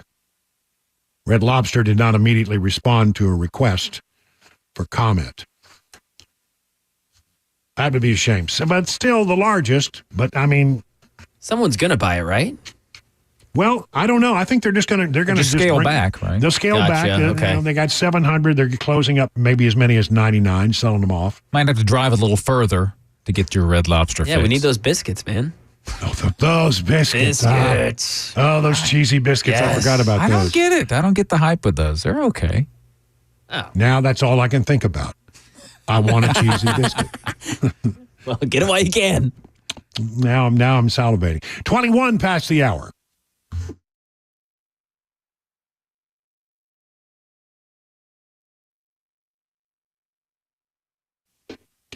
Let me tell you about the folks over at D.T. McCall and Sons. They've been around for more than 100 years in Middle Tennessee, and you don't last that long unless you have a reputation for treating people right, and they absolutely do treat you right.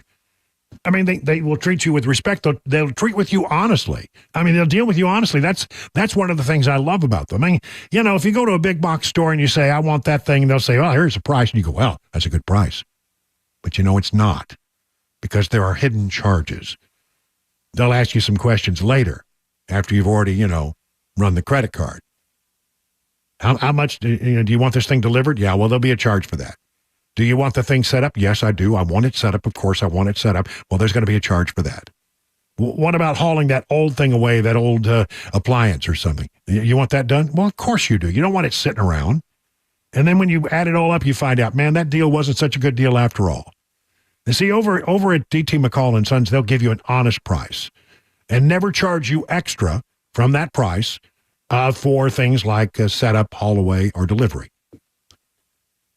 They got everything that you want. You want appliances? They got them. You want furniture? Man, they got it. You want electronics? They got it. You want a gun safe? They got it. You want a mower? I got my Cub Cadet dealer mower there, and I love mine. You'll love yours as well. Find out about their 5 convenient locations by going to their website. Learn all about the things that they can do for your home at dtmccalls.com.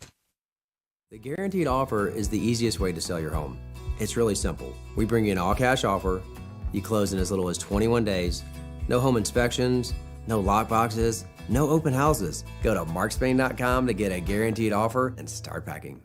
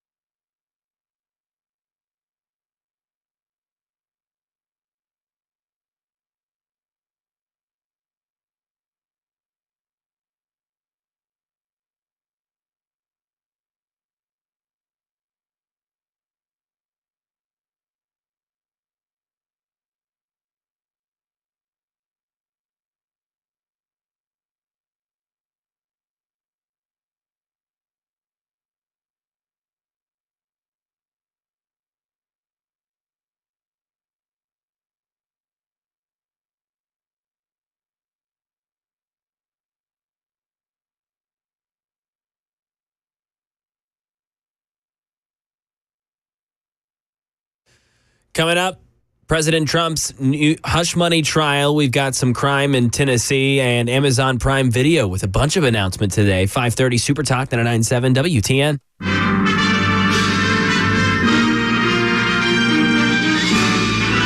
Spanning the globe to bring you the constant variety of sport, the thrill of victory, and and the agony of defeat. It's time for Mac Morey's wide, wild, wacky, weird, wonderful world of sports. And now, here, the man, the myth, the legend, the one, the only, Mac Morey, ladies and gentlemen. Woo! Wacky, weird, and wonderful. You can call me Renaissance Man. I accomplish it all. We need to throw Running out wet. of W words. Yeah, and wet from the rain. Yes. Well, we've got a couple stories to cover today. I'm excited about these ones. First off, what we got? Yeah, first off, Jason Kelce officially going to join ESPN as an analyst for Monday Night Countdown this season. So retired this year after being a center for over a decade for the Philadelphia Eagles, Super Bowl winner, Pro Bowler, All-Pro, going to be a Football Hall of Famer, is now going to be on your TV screens every Monday night before Monday Night Football. And that's exciting. I mean, he's a likable guy. He's a great personality. Yeah. He's entertaining. He knows the game. I just think this is an easy call. I think this is a no-brainer for Jason Kelce. So good for him. That. Really excited about that. And we've got a Kelce on there. Hope maybe his brother in a few years will join him. That'd be fun. And then also the AFL. Man, the Arena Football League. We've talked about it. Nashville Cats, right? We're 3 weeks into the season. The Arena Football League, it's kind of a mess already. Started with 16 teams, 4 teams, 3 weeks into the season are done. 4? 4 are done. The Minnesota Myth, Philadelphia Soul, Iowa Rampage, and Georgia Force have all folded. And owners have also ousted the commissioner and now former Titans coach and Nashville Cats personnel director or president of operations, I believe is his title, is now going to be the interim commissioner for the rest of this season. So Jeff Fisher taking over as commissioner for the Arena Football League. But this story of the Philadelphia Soul, you've got Tristan Burnett. He's a certified sports agent of Joe Mancuso, who was the Philadelphia Soul's starting quarterback. So he had an interview last Friday where he said, Burnett said the Soul players were kicked out of a Super 8 motel into the street early Friday morning. The motel bill wasn't paid. They're at the Super 8 to begin with. Oh, yeah. They're at the Super 8. These players were promised apartments for their families. These players were promised multiple things that didn't come through. The players' luggage was taken from them, locked in a motel room. Oh, my goodness. Yeah. I mean, this guy was playing in an indoor football league, actually had an apartment for his family. He moved them from Nevada to Philadelphia. There were drugs and prostitution coming in and out of this motel. The agent said it's been an absolute mistake, just complete sham. It's been a disgrace. And, some of these guys haven't gotten paid yet. These guys are waiting on paychecks playing football, and they're not getting their money. And, so now down from 16.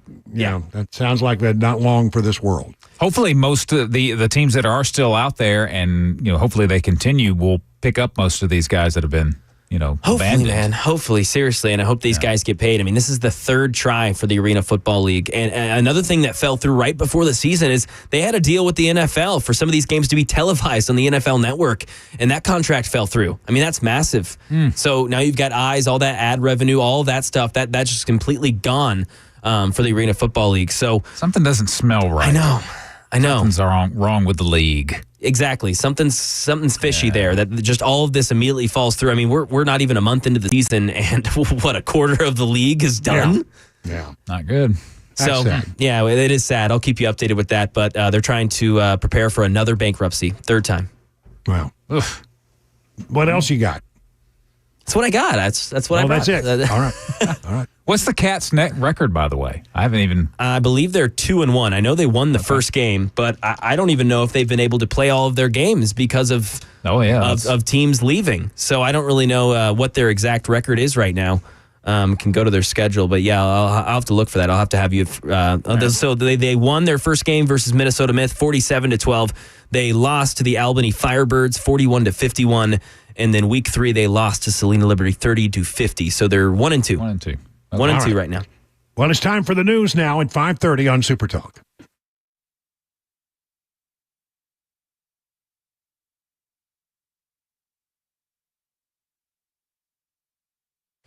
.531, I'm Mac Morey with your top story. 71 degrees, got light rain, and we've got severe thunderstorm warnings around Middle Tennessee until 6 p.m. in Marshall, Rutherford, Coffee, and Bedford counties.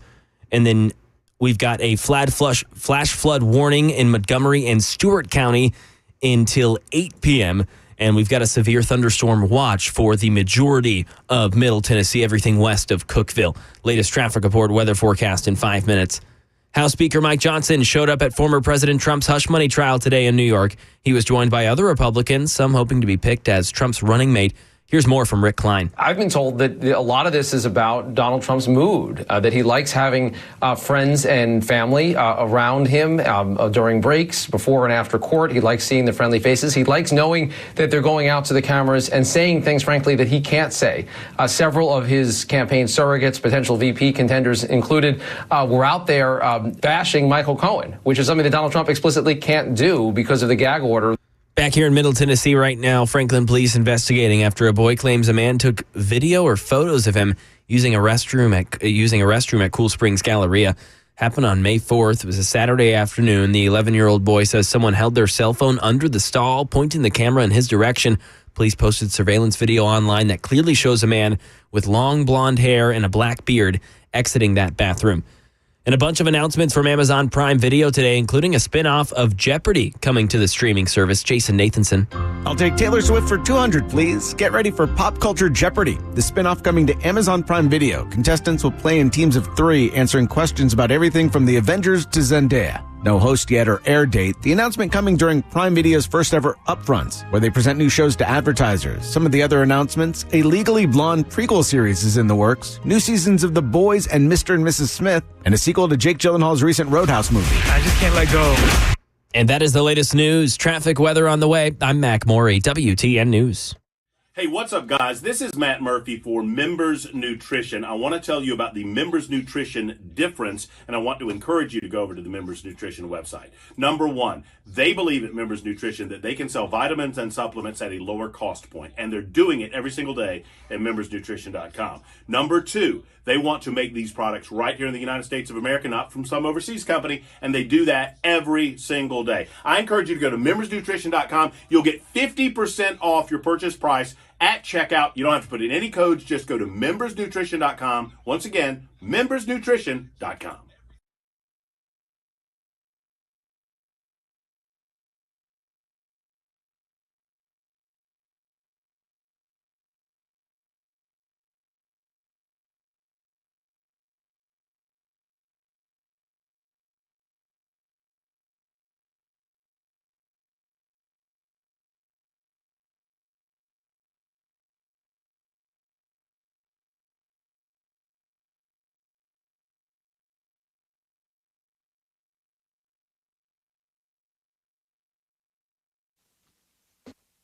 You know, the weather's getting warmer. That means grilling season is upon us.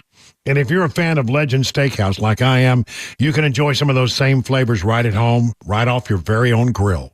Take a walk down your local grocery store aisle, places like Walmart and Kroger, and look for Johnny Fleeman's very own brand. You see, Johnny Fleeman's Marinade proprietary blend will give your steaks, chicken, or chops a flavor that will hit a home run with other family and friends. It's low in sodium, about a third of other brands. You don't have to worry about over-marinating. Don't forget his honey mustard salad dressing. It's the South's favorite. Use it as a salad dressing or a dipping sauce for your favorite chicken fingers, fresh-cut veggies, or chips, a recipe used in his restaurant for over 35 years. If your favorite grocer isn't stocking Johnny Fleeman products, ask them to do so. For more information, just go to johnnyfleeman.com. That's johnnyfleeman.com. And it goes without saying, for those times when you want someone else to do the cooking, they'll always be glad to see you at your nearest Legend Steakhouse for lunch or for dinner. The guaranteed offer is the easiest way to sell your home.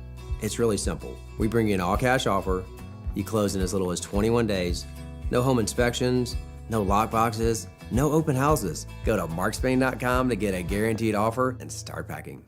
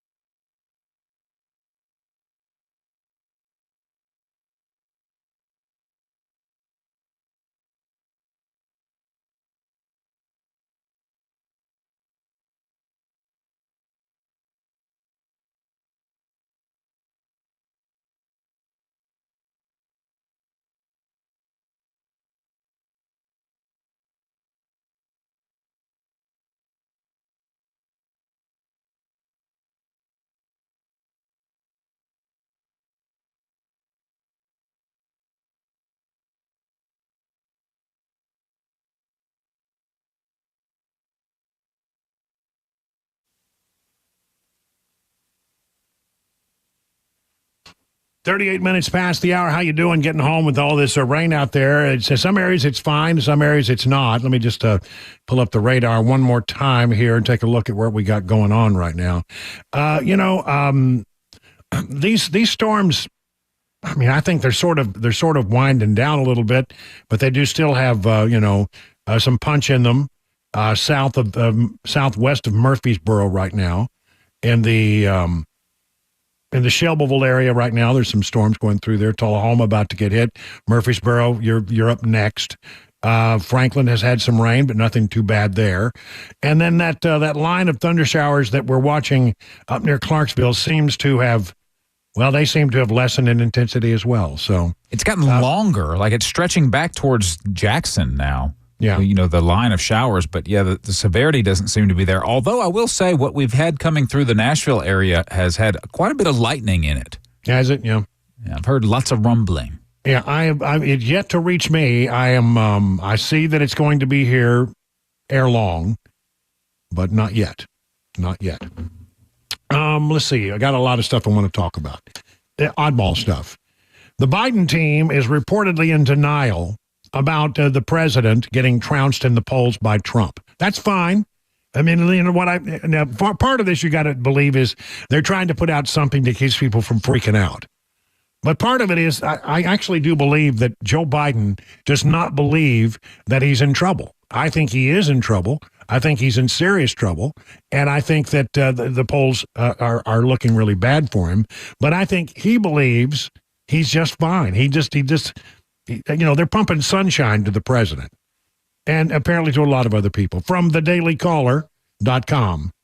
President Joe Biden and his team are in denial about polling numbers showing Biden trailing former President Donald Trump across several key swing states. People familiar with the matter told Axios. In the latest poll data, a New York Times Siena College survey published Monday, we've been talking about this now for several days, it's a big one, shows Trump is ahead of Biden, winning in Nevada, Georgia, Arizona, Pennsylvania, Wisconsin by as much as 13 points.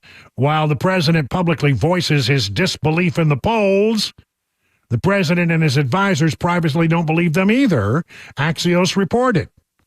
Yeah, go right ahead. At your own peril, don't believe the fact that you're down in some of these states by as much as 13 points. That's fine. While the press doesn't write about it, the momentum is clearly in our favor, with the polls moving toward us and away from Trump, the president told donors during a California campaign event in May. Well, this is May. There are some national polls that show the president leading Trump, figures that Biden likes to reference and appears to study closely. Axios reported of those polls is an April 2024 PBS Marist survey that put Biden 3 points ahead of Trump. We run strongest among likely voters in the polling data, Biden told donors at a Saturday event. And while the national polls basically have us among registered voters up by 4, among other likely voters, we're up by more.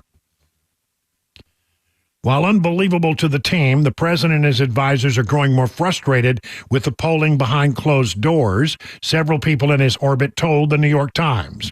With several months until Election Day, the Biden campaign is still remaining optimistic about their abilities to turn the polling around. The only consistency in recent public polling is inconsistency, said Jeff Guerin, a Biden campaign pollster, talking to reporters. Wow. The campaign is not arguing for the status quo, Molly Murphy, a Biden campaign pollster, told the New York Times. The most important piece is acknowledging that people are still feeling frustrated and behind, and that the problem, and that's the problems and the struggles that people are facing, were not caused by the president, and in fact have been alleviated. Boy, they are just in la-la land, aren't they? The Biden campaign had success fundraising throughout the 2024 election cycle. The president has had several glitzy fundraisers, is poised to host a major event in California with former President Barack Obama, George Clooney, Julia Roberts, a campaign official told NBC News. Late in the summer, Biden is reportedly planning to host a fundraiser with former Secretary of State Hillary Clinton, oh God, and former President Bill Clinton. The election will be close like all presidential elections are. What matters is what candidate has a popular and winning agenda. I mean, really? Do they think we're buying this stuff? Which candidate in their campaign are putting in the work to reach the voters who will decide this election, said Kevin Munoz, a spokesperson for the Biden campaign. That candidate they claim is Joe Biden. Yeah, you go right ahead. I've always thought it interesting that, he if you ask him about the poll, said, well, I don't believe those polls. I don't believe those. Well, I believe this poll because it tells me what I want to hear. I don't believe this poll that tells me what I don't want to hear. That's the road to a very dangerous outcome. And so let them think everything is just fine. Everything is just fine, Mr. President. University of North Carolina has eliminated this thing called DEI funding, diversity, equity, and inclusion, and has rerouted the money to public safety on campus after the Gaza camp violence. UNC Chapel Hill's Board of Trustees unanimously voted Monday to divert $2.3 million away from DEI programs and put it toward public safety after there were violent scuffles during the school's Gaza camp protest. I think that DEI, in a lot of people's minds, is divisiveness, exclusion, and indoctrination. Well, I like that. I have to write that one down. Marty Kotis, the vice chair over the board's budget and finance committee, said at the meeting, we need more unity and togetherness, more dialogue, more diversity of thought. Well, there you go. I like this Board of Regents here. We need more unity, togetherness, and more dialogue, more diversity of thought. Many members of the board touched on the Gaza camp protests that took place on campus in connection with the need for funds going to public safety. When you destroy property or you take down the U.S. flag and you have to put gates up around it, that costs money. It's imperative that we have proper resources for law enforcement to protect this campus. The chair of the Budget and Finance Committee, David Boliak, stated it is a shame that the town of Chapel Hill refuses to aid our local university police when called upon. The $2.3 million would be an added help to what is probably a budget issue with respects to how much they're having to spend on law enforcement right now.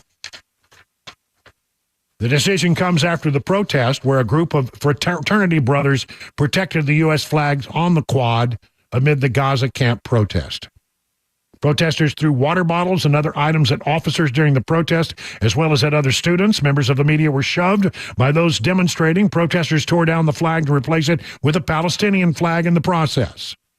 University Interim Chancellor Lee Roberts, who attended the meeting on the DEI funding, replaced the flag once torn down by the protesters. Police made 36 arrests. Well, honestly, maybe a lot of other people need to do that. And I love the fact that the Board of Trustees came in and said, you know what? DEI is not working out so well for us. What is that? Divisiveness, exclusion, and indoctrination? I'm going to have to write that one down. Look, I have no problem with diversity, and I have no problem with inclusion. It's this whole, part of the E part of it. Which, it becomes, it's not equality, it's equity. And equity is a very different word. Study the word equity compared to the word equality, and you'll find what the real difference here. And the difference is, with equality, you're talking about an equal opportunity for everyone, which is what America is based upon. Equity assumes that we will have an equal outcome. And I don't believe in that because I believe in effort. I believe in merit. I believe in hard work. And if you want the same outcome without the same effort, that's not right. You're not owed anything in life. Let's see. 15.6% of the population is now foreign born. I'm going to say that again. 15.6% of the U.S. population now foreign born. At least 51.6 million people born in other countries. Now, some of them are American citizens who've naturalized. I'm not saying these are all illegal. I'm just saying that they were not born in America. Over the last 2 years, the foreign-born population in the U.S. has grown over 5 million and a 2-year growth record. The foreign-born population of the U.S., including illegal and legal immigrants, has hit a record high of 51.6 million. That makes up 15.6% of the United States population. According to the Center for Immigration Studies, the largest 2-year increase are those who are foreign-born has happened in the last 2 years in the United States since March of 22. In March of 24, foreign-born population reached 51.6, 5.1 million more than in March of 22, the largest 2-year increase ever recorded in American history. CIS added the report that this is approximately equal to the growth in the foreign-born population in the 9 years prior to COVID. So in 2 years, we grew 9 years' worth of immigrants into this country. Only 46% of those who arrived after March of 22 are employed, according to CIS. If that trend continues, the U.S. foreign-born population will reach 62.5 and then 82.2 million by the year 2040. Report comes from CIS, comes as Biden is struggling in the polls on the topic of immigration, where Trump leads by 35 points on the topic in recent polls. Trump also leads in 5 out of 6 important swing states, as we've told you. Immigration is, I think, when we look back, we get 5, 6, 7 years down the line, and we look back at this time, gosh, we're going to look back and we're going to rue the day that we allowed this to happen. We're going to look at it and we're just going to shake our heads and say, how did we let this happen? Why did we let this happen? How? And it's going to be Joe Biden's fault. The things that will happen to this country and the challenges that we will face. And I'm not saying that all people coming across the border are bad people. I'm not. I'm specifically saying that is not the case. But when you come into this country illegally, your first act is a violation of the law. Right? And I'm just saying that when we look back at the reverberations, things, you got to look at, things happen in a period of time, they have a reverberation across our culture over time. And the reverberations that we will feel from all of this 5, 6, 7, 8, 10 years down the line is going to be huge. And we will look back at this as a time that we cannot believe that we allowed our southern borders to be open. 51 past the hour. Hey, it's Dan Mandis, and I am so glad that California Closets has fixed my closet catastrophe. After exact measuring and planning, they came over and got to work. Yeah, once it was all plotted out on their 3D CAD system, the pieces are measured, cut, and precisely installed into my space. It was clean, fast, and professional, and above all, my new closets look and function great. Now, this was my dormer, and now this is my new dormer thanks to California Closets. Look at all of this added space for shirts and shoes, you name it, and it is cut so precisely, simply amazing. And my old closet that has now been reborn as the ultimate in style and functionability, making the best use of the space that I had. They can work on just about anything: bedrooms, garages, home offices, closets, pantries, and so much more. Find them online, CaliforniaClosets.com, and see what they can do for you. You can schedule a free design consultation. Mention my name, CaliforniaClosets.com.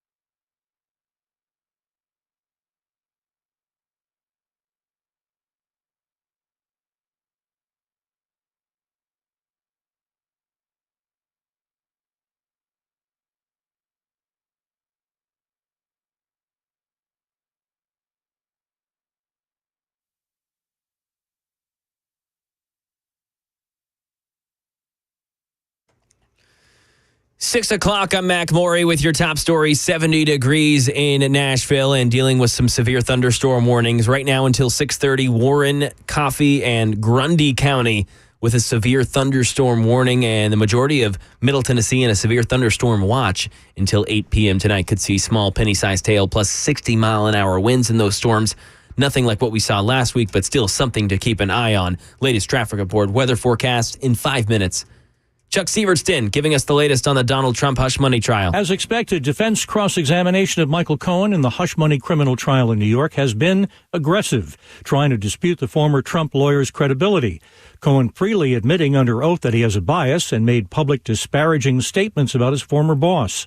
Trump lawyer Todd Blanche pointing out Cohen used to say nice things, like calling the book Art of the Deal a masterpiece. Blanche asking Cohen whether he was motivated by fame or publicity, which he denied. Then quoted from one of his books saying he was motivated by power and the good life and public acclaim.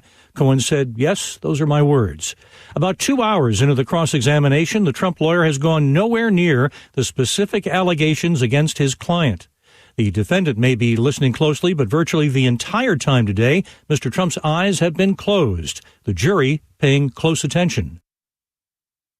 And right now in Tennessee, $250,000 in damages awarded to Maggie Lawrence, a longtime employee of the Nashville Fire Department, after a discrimination lawsuit.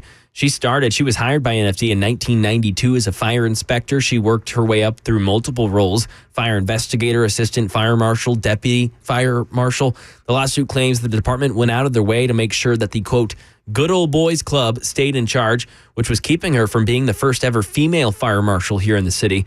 And according to that lawsuit, Lawrence was 63 years old when this all happened, and she had no intentions of retiring anytime soon. The Nashville Fire Department disagreeing with this decision, they stated that they hire the most qualified people for their positions. Several TikTok creators suing the U.S. government to challenge the new law requiring the app's owner, ByteDance, to sell TikTok or face a ban. Stephen Portnoy. The 8 plaintiffs in the lawsuit say they've had more success with TikTok than with other apps. Here are 100 events and things to do. Talia Cadet promotes black-owned businesses. So I took out my cell phone. Kira Span advocates for sexual assault victims. That is what TikTok can do. The suit claims the law forcing a sale of TikTok from its China-based owner violates these users' First Amendment rights. Lawmakers argue the app poses a national security threat while it remains under Chinese control. And that is the latest news. Traffic, weather on the way. I'm Mac Morey, WTN News. Hey, it's Dan Mandis, and I am so glad that California Closets has fixed my closet catastrophe. After exact measuring and planning, they came over and got to work. Yeah, once it was all plotted out on their 3D CAD system, the pieces are measured, cut, and precisely installed into my space. It was clean, fast, and professional, and above all, my new closets look and function great. Now, this was my dormer, and now this is my new dormer thanks to California Closets. Look at all of this added space for shirts and shoes, you name it, and it is cut so precisely, simply amazing. And my old closet that has now been reborn as the ultimate in style and functionality, making the best use of the space that I had. They can work on just about anything: bedrooms, garages, home offices, closets, pantries, and so much more. Find them online, CaliforniaClosets.com, and see what they can do for you. You can schedule a free design consultation. Mention my name, CaliforniaClosets.com.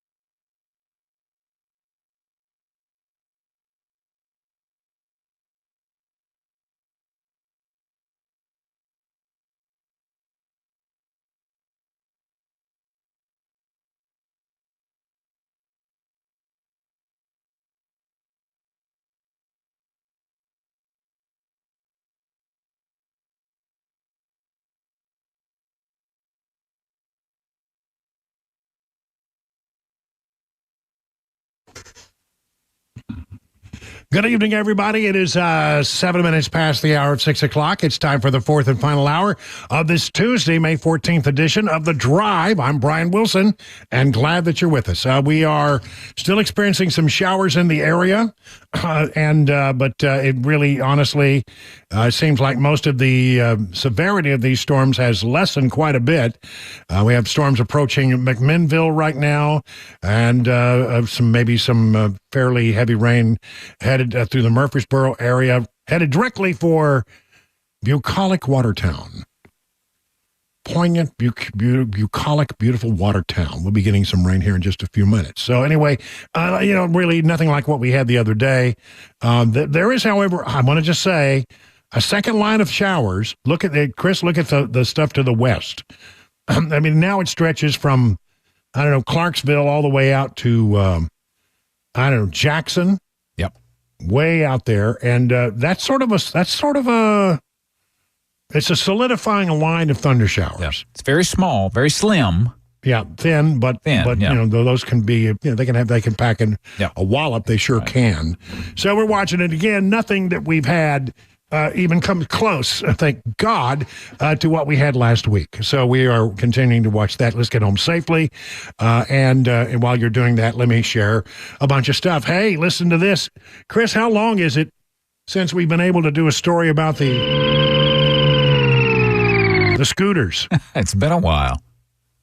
Do you still have? I mean, we got to play it.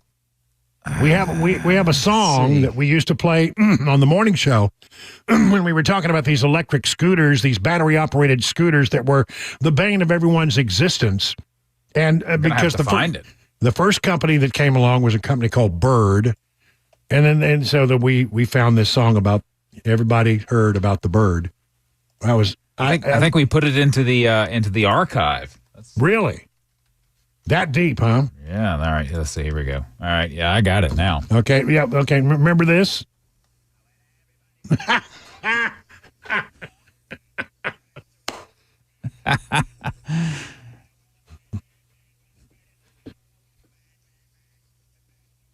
And we would do this in the morning, and it would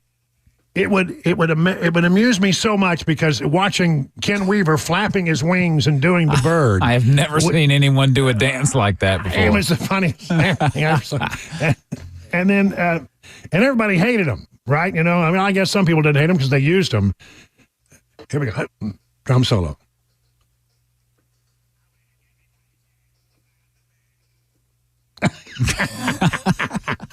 I love that song. Oh, I do too, and it's in your head now. This will be with you the rest of the evening. Yeah, it could be worse. Yeah, it could be worse. It could be that silly song about it's a small world after all. Well, anyway, Nashville leaders are looking to crack down on loopholes as to who can rent electric scooters. Hold on, don't let it. No. Is it fading?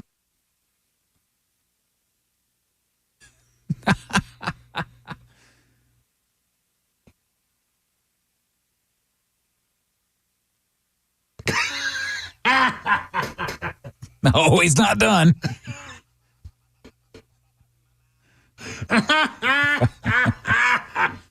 Yeah.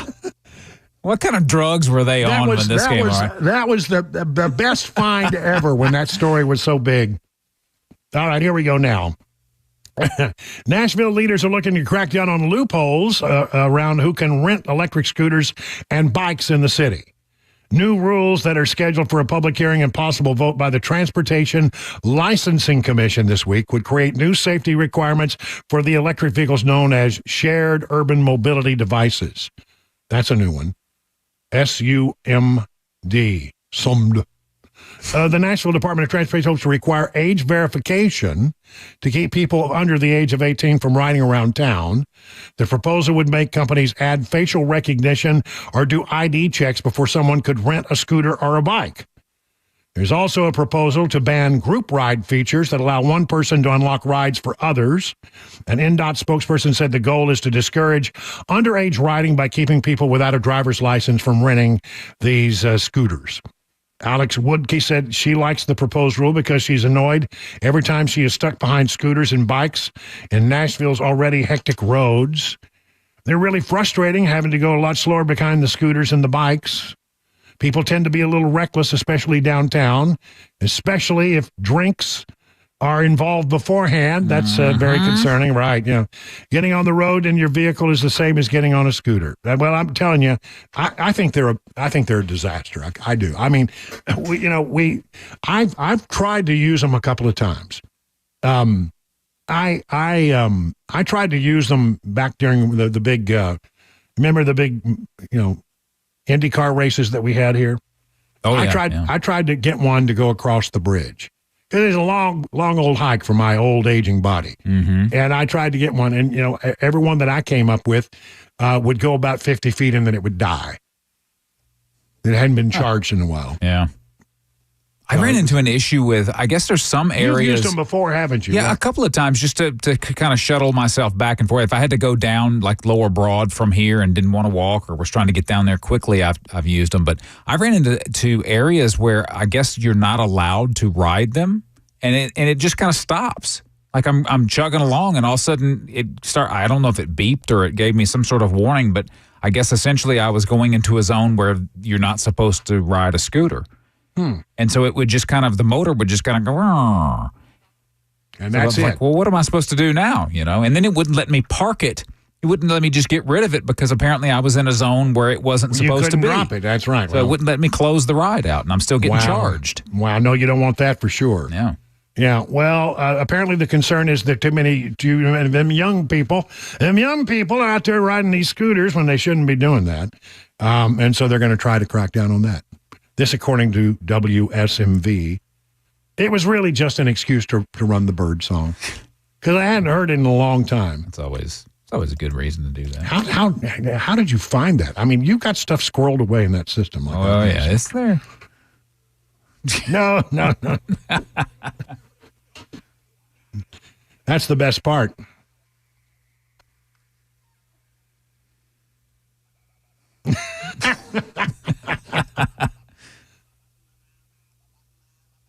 All right. Hold on. I'm going to have to do this to you. I'm sorry. Oh, goodness. Thank you. This story is actually not funny at all. It's very concerning. And I've seen this story. People say, well, why hadn't you been telling us about it? Well, I've seen it, but I wanted to let it percolate for a day before you go out there because you're making a very serious suggestion or an allegation here against the sitting president of the United States. And I don't have a problem because I think he's a bonehead. But this is something that is quite concerning. The fact-checking outlet Snopes, according to the Daily Caller, has changed its answer on the question of whether Ashley Biden accused her father of inappropriate behavior from unproven to true after she authenticated the contents of a legal document.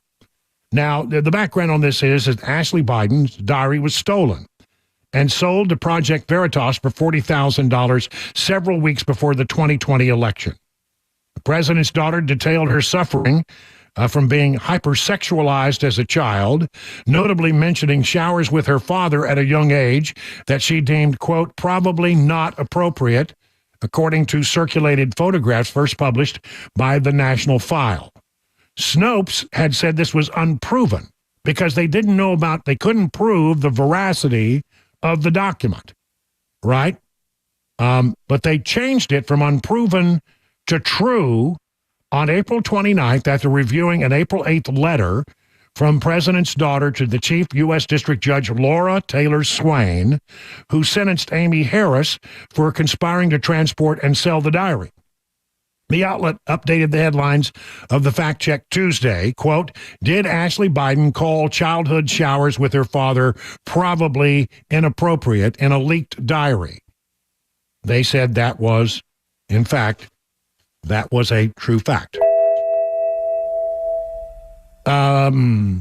So she wrote, I will forever have to deal with the fact that my personal journal can be viewed online. So what she's now saying is, that's my journal.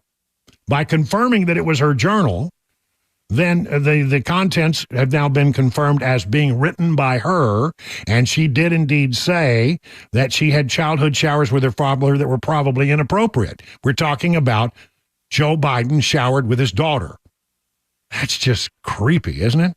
I will forever have to deal with the fact that my personal journal has been viewed online. Repeatedly, I hear others grossly misinterpret my once private writings and lob false accusations that defame my character and those of the people I love.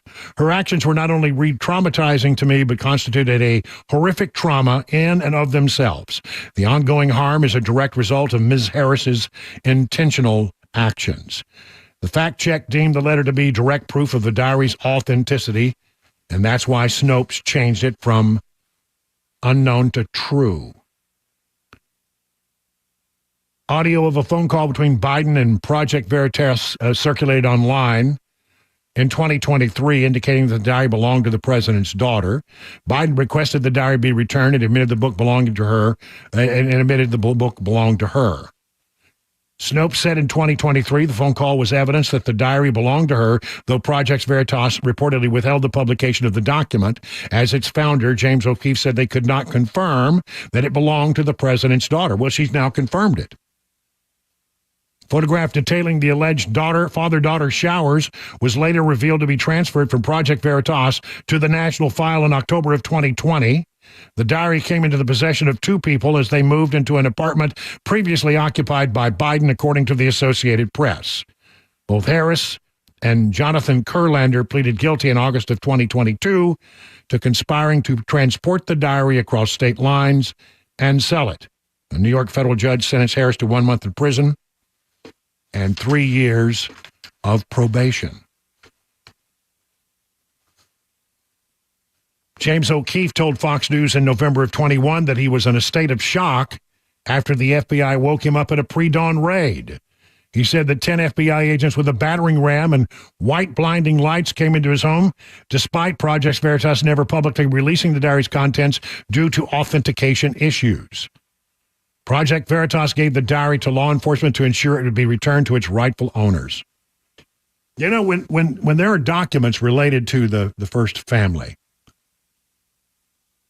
it's funny how the FBI or maybe even the Secret Service will launch into action. Just real quick, a story. When I was a reporter I was an morning anchor at the local TV station in D.C. before I went to Fox News. And I got a call from a source. And the source, in the early morning hours at my house, the source said that that the Secret Service Uniform Division had been up all night long chasing down documents that had been stolen from somebody from a White House attorney's car during the Clinton administration. And they literally ordered the Uniform Division of the Secret Service, which is really responsible for things like security at embassies and the front gate at the White House. These are the people who wear an actual police uniform. They sent them out in the middle of the night to go through trash cans and to search a neighborhood to find and see if they could retrieve these documents. They were apparently documents that the attorney, if sensitive documents, we don't know exactly what they were, might have had something to do with Whitewater, as far as I can remember. And they actually, I've never heard of that before, ever, of the Secret Service going into the Metropolitan Police Department's backyard and creating it and doing an intensely deep search into trash cans and everything else. Because, you know, when the White House says, I want this taken care of, and they say jump, and they say, well, how high do you want me to jump? Well, we want you to jump over there and look through those trash cans, I guess. So, I mean, I can understand why the FBI reacts when it's something to do with the first family. This is troubling. Ashley Biden now said that she confirms now that the writings that she had in her diary, she did admit that she had showers with her father that were probably inappropriate. Now, will this story go anywhere? I don't know, but it is definitely out there, and she has confirmed. Maybe she didn't intend to, but she has indirectly confirmed the authenticity of the diary and the things that she wrote. It is now 22 minutes past the hour of 6 o'clock.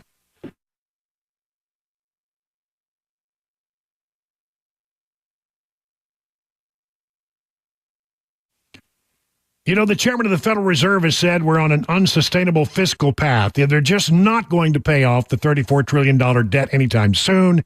You know what they'll do. They'll print money to pay the interest on the debt, and then they will weaken the U.S. dollar. Maybe you need to make a different kind of investment. Maybe you need to save with gold or other precious metals. If you've thought about that and you said, well, I just don't feel like I have the knowledge I need to make a smart decision, I get it. I felt that way. But I got the professional guidance I needed at Nashville Gold and Coin. I mean, how many times have you heard someone describe something as being the gold standard? When it comes to finding an investment that protects you from runaway inflation, gold is the gold standard, a tried and true store of value consistent across generations. You make an appointment. You sit down one-on-one with my friends at Nashville Gold and Coin. They'll answer your questions, help you make the precious metal investment that is right for you. It's friendly. You'll learn a lot. You'll never be subjected to a high-pressure sales pitch. Gold and silver can be a safe haven in uncertain economic times. And my friends at Nashville Gold and Coin are standing by to answer all your questions about the precious metals market. Set up that one-on-one appointment. Just go to NashvilleGoldandCoin.com. That's NashvilleGoldandCoin.com. The guaranteed offer is the easiest way to sell your home. It's really simple. We bring you an all-cash offer. You close in as little as 21 days. No home inspections, no lock boxes, no open houses. Go to markspain.com to get a guaranteed offer and start packing.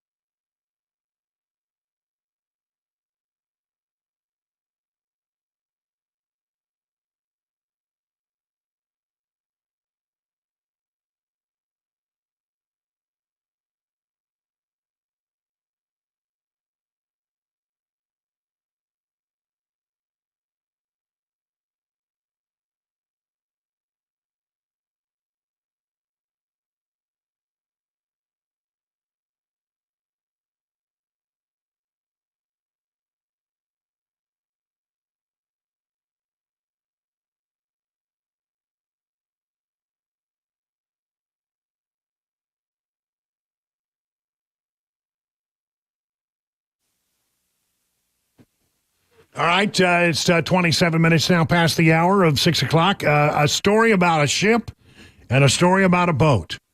And one of them is serious and one of them is just unbelievable. It's just unbelievably funny is what it is.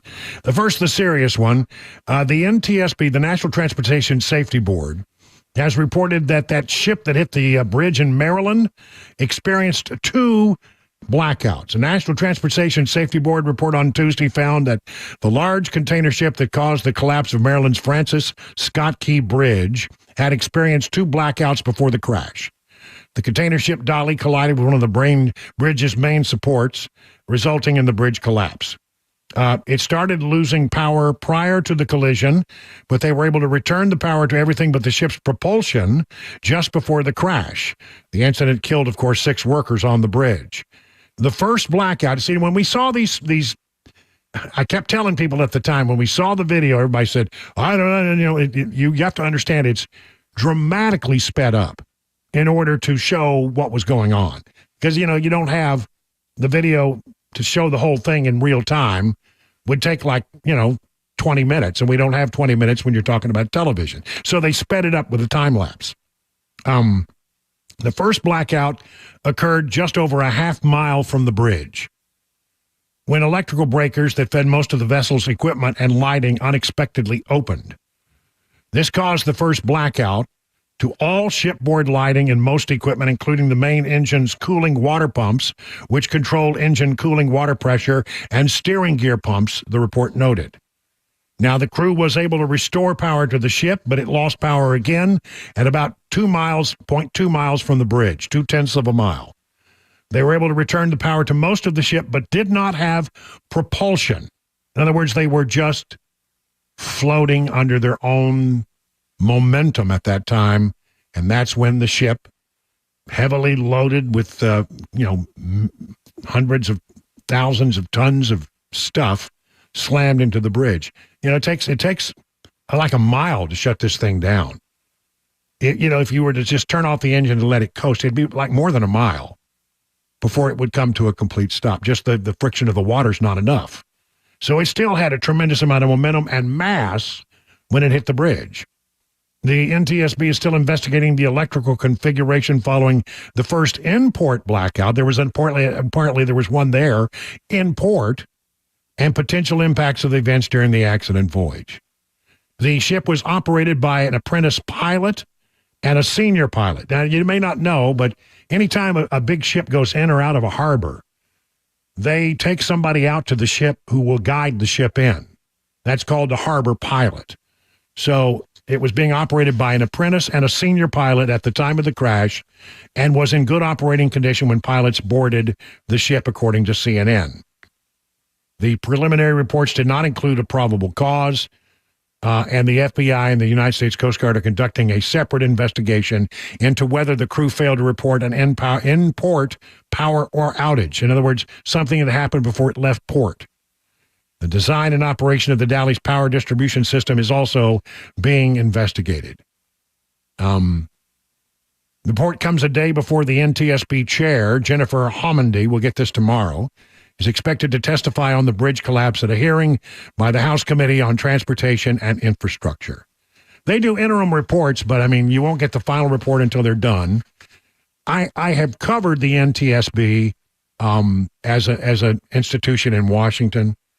I have nothing but incredible respect. It's an independent agency. It truly is. They are just absolutely independent. They go wherever they find the facts, and they have the scientific brain power to track things down and figure things out.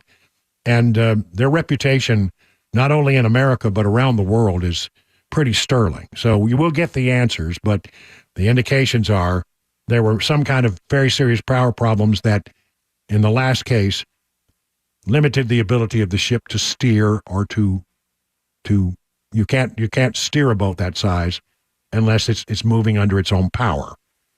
At that point, you're the victim of mass, and it'll just float in the direction it was last going when the power goes out. It is 31 past the hour now.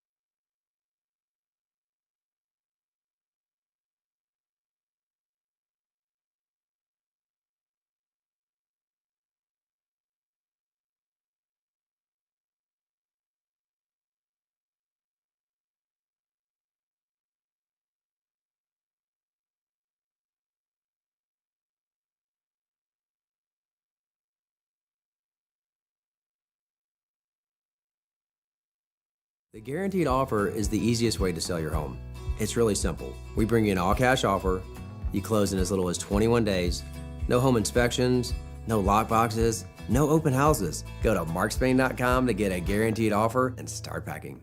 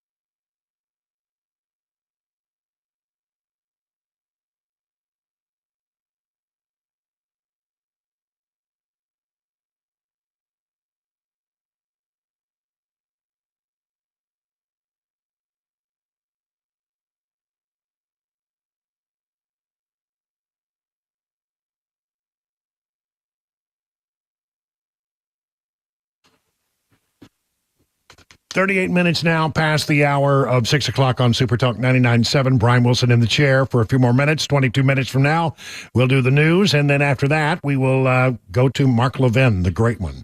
I told you before I was going to tell you two stories, one about a ship and one about a boat. Ship story very seriously. We gave you that one. I didn't get to, and I ran out of time. I got to share this story. This is a good one. You know, I've had my run-ins at one time or another with homeowners associations, right? You know, I remember some flamingos being involved. That's right. Yeah. And I sort of resent where people get into your business about, what color you paint your house or this, that, and the other. I believe in letting people be free. But, sometimes it's not the homeowners association. Sometimes it's like the city. Some cities have very persnickety rules, right? Mm-hmm. All right. You're going to love this. Seaside, California. Of course, it's California. A California man was told by city officials that he needed to put up a fence to hide his vote from public view. And he did. Etienne Constable says he received a letter from the city of Seaside in July of 2023. The city required him to build a 6-foot coverage screen in front of his boat. Apparently, it was very irritating for people to see a boat on your driveway. And so he had to put up a 6-foot coverage screen in front of the boat. And after discussing the plan with his neighbor, Constable decided to build the fence. And then on the fence, he painted an extremely lifelike painting of the boat that was behind the fence. So that when you look up his driveway, it looks like the boat is still sitting there. It looks exactly the same. It looks exactly the same. I love that. Did he give the fence? Yes. Did he do what they asked him to do? Absolutely. But he sort of stuck it to him, didn't he? Oh, that's priceless. I love that. It looks. I mean, it's beautifully done. It's a mural. It's painted, and it looks exactly as if it did when the boat was there without a fence. Now, I'm not a rule breaker. Take that. Yeah, take that, city of Seaside. I'm not a rule breaker, but I like to make a political statement as necessary, as well as humorous statements and a creative statement, Constable said. He's happy with how the mural turned out. Images of the fence have gone online viral, with thousands of comments across social media. Both Constable and Hanif Pani, the artist behind the display, say they were surprised at how big a response the painting has received.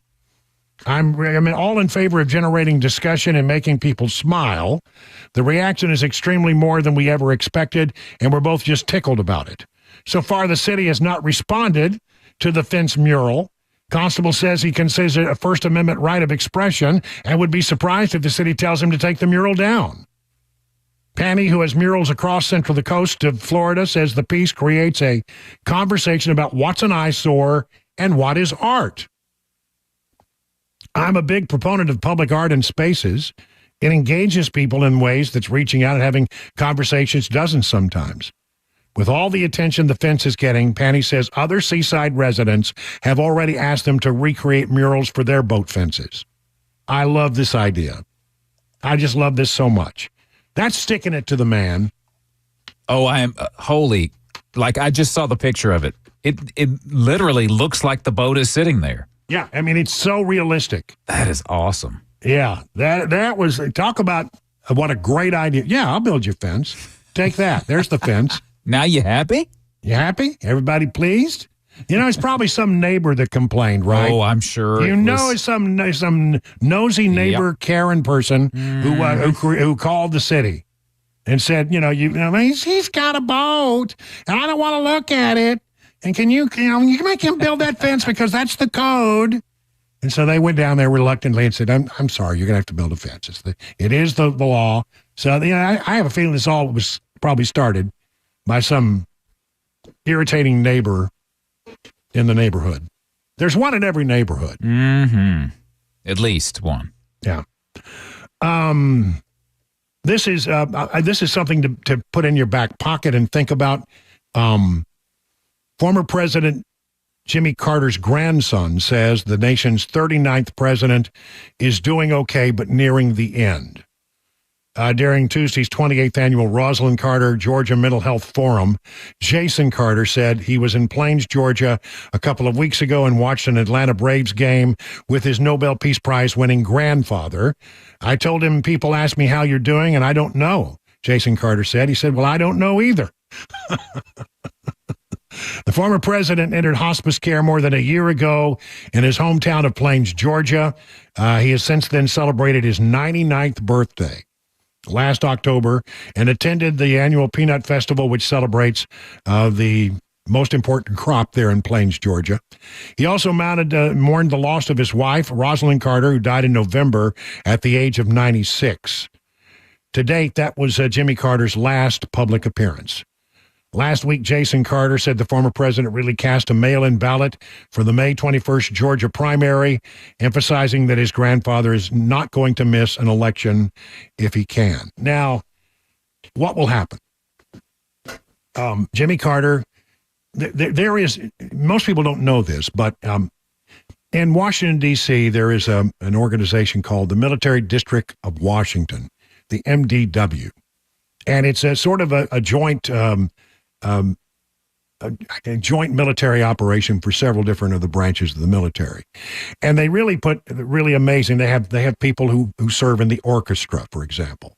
They serve in ways like at Arlington National Cemetery when they need a 21-gun salute. They have people that do that.